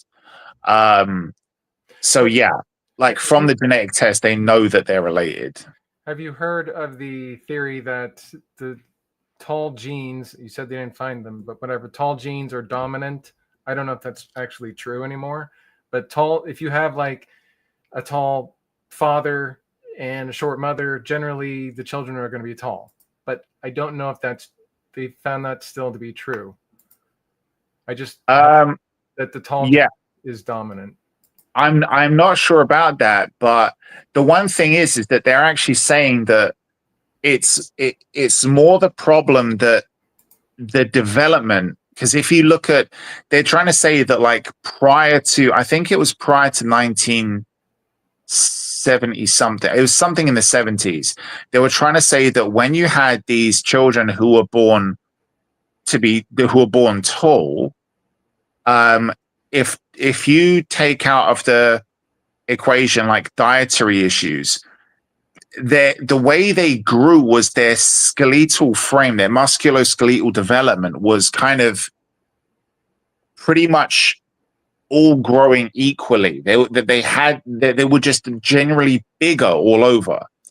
But now what they're saying is that no, it doesn't look like that. If you look at the ratio, if you look at the distribution of growth, it's not really equal. They don't look like a tall, strong person. They look like a short person who's kind of just stretched tall, but not like, they don't have the broad shoulders, the hips, everything about them is just like, it doesn't look like they're growing properly. And yeah, I mean, you chalk that up. The reason why they're doing this study is because they're saying also, like, if you look at the fall off of testosterone levels since the 1950s to today, they were saying like something like a guy in 1960 who was 70 years old had the testosterone levels of a 20-year-old today in America. Yeah, I've heard that. Yeah, which is fucking shocking. It's bad. And this isn't just like for men in their 20s. It's also like during puberty. Boys going through puberty today, when their testosterone should be at its highest, is equivalent to what a man in the 1960s was when he was 35. Mm-hmm. So the highest testosterone levels that young men would have going through puberty when their body's doing all of that growth is what a man in his mid-30s would have been like once upon a time. So something isn't right. And you can say, oh, look, it's the shit that's in the water to suppress your T levels. It's what they spray on your food. It's what they're feeding cattle. It's chemtrails. Whatever the fuck it is. Whatever the fuck it is, it's like, if it's so prevalent in everything, like, it's safe to say that we're at the point now where you can't really avoid it. You can't say, I'm not going to eat that food, or I'm not going to buy those clothes. It's like, if it's in the fucking groundwater, you're fucked at this point. Yeah, you gotta I definitely think it's absolutely everywhere in America. probably in the UK. It's coming in there now too. But Well, like, then you gotta ask, what's the reason for it? I do Is the think he was reason right with control? social. Yeah, I think they want social engineering. They want weak, submissive people that are easy to brainwash, that are a little bit sick. So they just appeal to authority because like they don't really have the energy to do anything. They don't Well, want yeah, like strong, healthy, because they could easily make us strong and healthy like we were in the 50s and stuff like that. They don't want us to be that. yeah. And Yeah, then, I mean, because everybody that you see that kind of looks healthy, they're still very sick. They have to take testosterone or they have to take 50 million supplements, and they're never like, they can't get rid of the inflammation, or they can't get rid of like the wasting kind of, they're either wasting or inflamed, and nobody's healthy and nobody feels good over here. yeah, but this is the scary thing. I'm noticing that more with younger people. Yeah, I'm noticing that more with younger we people. had I some, still, like some real food, some breaks from the chemicals, and now these kids are the second, because every generation that's exposed to it, it's more prevalent on like how it expresses. Like we had some protection from our grandparents and our great grandparents not having the exposure, but these kids don't have that. yeah, there's something. It's weird. It's weird. I mean, I go to the gym quite a lot. When I'm seeing like, I've always seen these. So you'd see certain people like doing the whole kind of like ego lifting and stuff like that, and you'd see certain, like now you see kids who are like, I'm noticing more younger guys getting into like bodybuilding, right? Yeah. And I never pay attention when you see kids who are obviously kind of like who are obviously kind of juicing. But when you see the kids who you kind of think, yeah, it's pretty safe to assume that these guys are like natural lifters. When you see them doing it, so many of them are like, they're going about it wrong. They're lifting heavier weights when they can't like accurately, where they can't get the moves right. They can't isolate the proper muscle they're trying to work on. And usually when you see them, like some of them will be humble enough to kind of like, if they see what you're doing, they'll talk to you. They'll kind of strike up a conversation. Then they'll kind of ask like if you can spot them or if you can do something. And it's funny when you try and I try and do it as politely as possible, because I've had this conversation a million times. I'll say to the guys like, let's lighten the weight a bit. And they'll think that you're kind of having a dig at them. It doesn't matter how politely you say it. And usually what I try to do to avoid that kind of like uncomfortable response is I'll say to them, what are you going for? Are you trying to work on your strength, or are you trying to work on hypertrophy? Right? If you ask them that way, and they'll say like, yeah, I want to get bigger muscle, but I also want to go for strength. Okay, what do you want to work on today though? Do you want to focus on the muscle growth or on the strength today? And if they're like a muscle growth, okay, let's lower the weight. And then they're like, okay, and they usually take it a bit better. But it's like, you're not going to get the results that you want if you can't bodybuild and ego lift on the same day. You can't do that, because you're not going to be able to focus on on isolating that muscle. So you see a lot of people going to the gym and they're not doing shit the right way. But also when they do try and do it the right way, you tend to notice that for the size that they are, they're not lifting as well as they should be, which is a classic example of low testosterone. Because if you look like you're strong enough to be able to lift this weight, but you physically can't exert yourself and do it, you're lacking something that's giving you that strength in that moment to move that weight, which is making me think, yeah, these guys, all of these guys, I'm pretty sure if you tested all of them, their T levels will be shit. And we need to know why the fuck this is going on. This is a fucking big problem. I mean, I still play basketball. When I still play with two of the teams that I used to play for.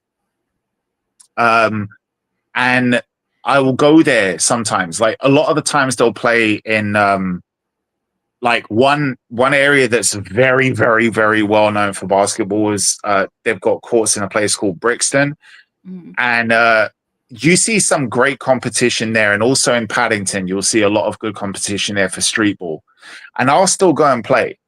And you know me, I told you before, like I never really kind of, when I was younger, felt like I was particularly tall because I played basketball.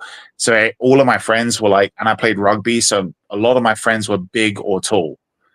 But outside of playing rugby and outside of playing basketball, I know that when I was walking down the street, I pretty much never saw anybody that was my size.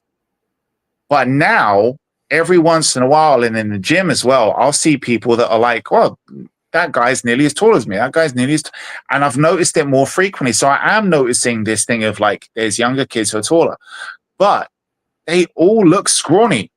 They all look scrawny. And what I've noticed lately, because I went like 2 weeks ago, I went with my friend to go and play street ball. We went to Brixton. There was a bit of a tournament. We went there, and what I've been noticing is these guys, I was playing with guys who are half my age, younger than half my age, and they can't keep up. And you look at them, they're physically fit, they're young, but these guys are getting gassed after playing for 15 or 20 minutes. They need to sit down, they need to have a break, they need to drink, they're guzzling water like they're fucking dying. I'm like, what the fuck is wrong with these people today? Even the ones who look like they train and look like they keep fit, they're fucking, where's their stamina? What the fuck is going on with these people? Oh my gosh. What? Nothing. Anyways, so yeah, I definitely think there's something going on, and we're never gonna know. Because they want to cull the herd. They want to like lower the population. That's all this has ever been. And I know it's true. I don't care what anyone says. That's what they're doing. And they're not like, it's probably the one chemical that they don't have a name for. They're not testing it. Like, so wait, well, 1 second. I just want to ask, believe in yourself in the chat. When you worked in Gold's Gym, what is it that you were saying that you noticed? Is it the fact that like people aren't capable of lifting the weight based on what you assume they would be able to do from their workouts? Because this is the biggest thing that shocks me. I'm just looking at somebody, I'm like, just guessing from your size and from your strength, I think that these people should comfortably be able to lift a lot more than what they're lifting.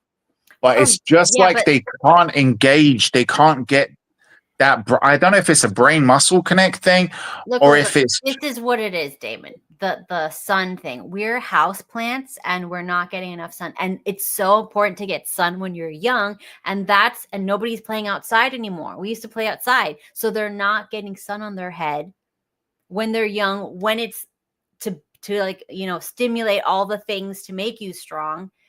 They're skipping that. So like they're going to be weak and easily, and you can't make up for no sun. Like if you take a plant and you don't give it enough sun, it's never going to be healthy ever. It's not going to be. Oh, and I saw Believe in Yourself said, no, it's the poor form and the desire to lift more. Yeah. Like what I always used to do rugby wise was when I was younger, the way I did it back then, what was popular would be you work on hypertrophy, you just learn to lift right, learn to get like the movements correct. And when you get enough growth, when it gets to that stage that you kind of plateau and you don't see more development, then you work on strength. That's when like you can sacrifice some of the form because the goal is to just move more weight. You learn to lift more weight and lift more weight and lift more weight. You've got to do it safely, but you don't have to isolate a particular group. And when you get that extra strength, then you can go back to hypertrophy and you can lift a heavier weight with good form to isolate that specific muscle that you're working on. And then you switch, and then you switch, and you switch. DK Anatoly, yeah. The guy who humbles egos. Well, I just remember 90% of my childhood was outside in the sun. And there's like, my dad would tell me like in the history books, they would say that they would like shoot people like certain cultures that wore hats on the head where they would put the hat because, and I'm not talking about the, almost all cultures had hats back in the day, and they would shoot the arrows or whatever into that spot because it would be so soft from not getting sun. So like your bones will never fully form. That's the if dumbest you thing do I've ever heard in my life. It's a real thing. Sorry, guys. Shoot them in the hat. That's their weak spot. What the fuck? Or where they would wear the hat. Yeah. Because they would do it like culturally all the time. So they never got, and plus you lose hair on your head if you don't get sun. Your bones never fully mature and fully harden properly. Nowadays, like people who lose hair, that's just predominantly, it's mainly due to testosterone. Well, you would think that, but they include in America, I don't think it's legal over there, but in America, it's perfectly legal to include ingredients that cause hair loss in every shampoo. And you cannot go and try to find one shampoo that has no ingredients that cause hair loss. It doesn't exist, not in America. So we go to like some weird place that makes it themselves and we order it there, and it's like a whole thing. Like you can't just buy shampoo here because the same company that sells the shampoo at the end of the aisle sells the hair loss medications that you can get over the counter. Yeah, I know, but I mean, look, we do know like that physically, like you've got, what is it?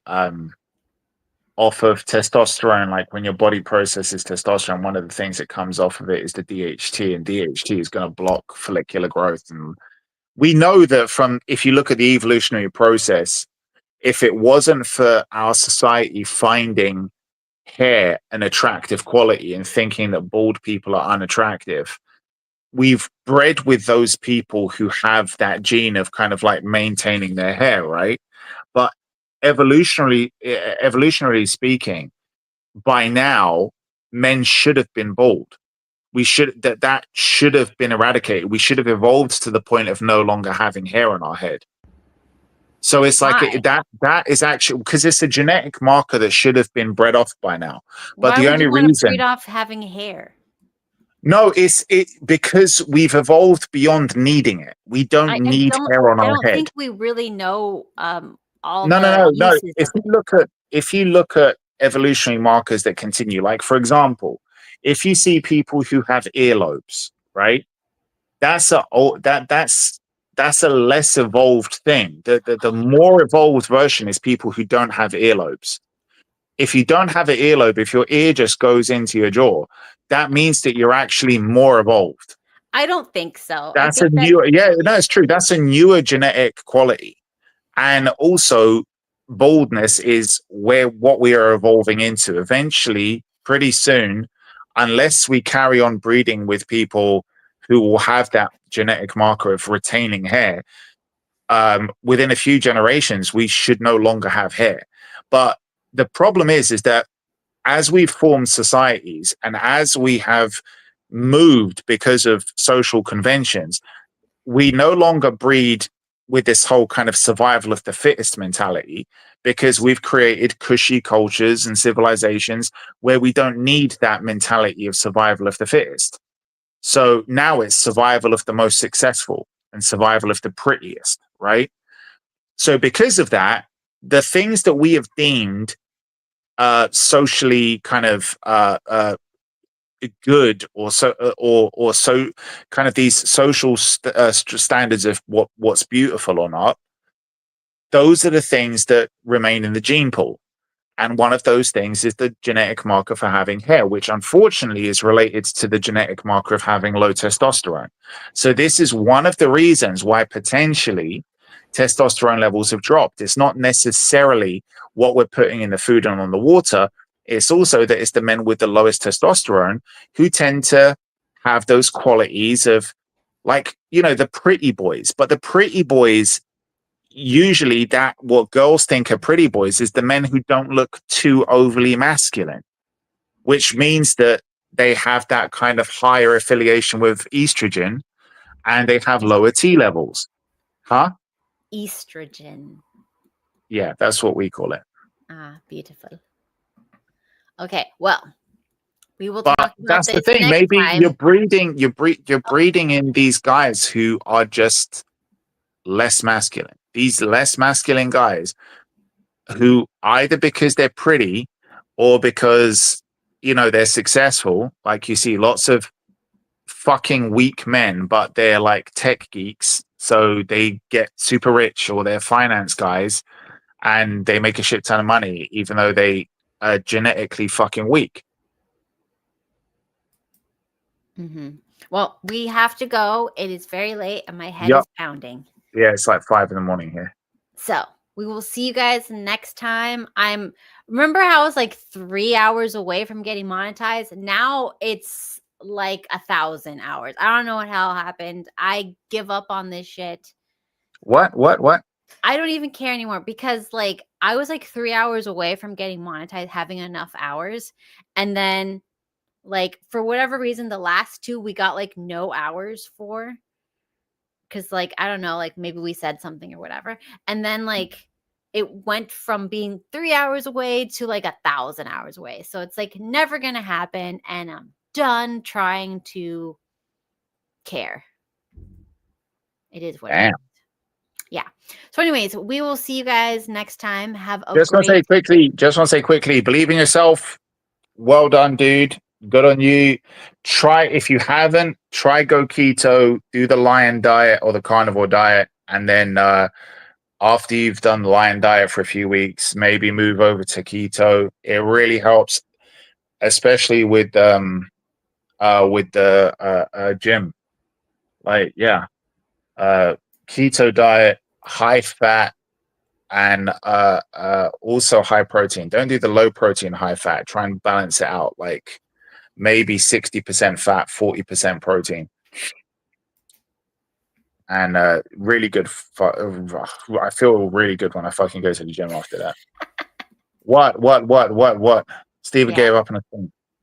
Yeah, he's tired. It's late, and he wants to go to sleep. Yeah, Ethan. Yeah, I'm a night out. This is how I help Cat out. Well, it is what it is. I think we need to do something more controversial where I can make a very controversial thumbnail. Was Hitler right? No, not that. Like, What? like within TOS. Like, let's piss off people with no power. Dog lovers. Who cares? Something like that. I don't know. Anyways. Transgenders. Can we just go back to calling them transvestites? No. That's different. That's a different thing. There's no surgeries. Bye, guys. We'll see you next time. Are they just cosplaying harder than other people? The carbon they want to reduce is you and everyone you love. Stop acting like you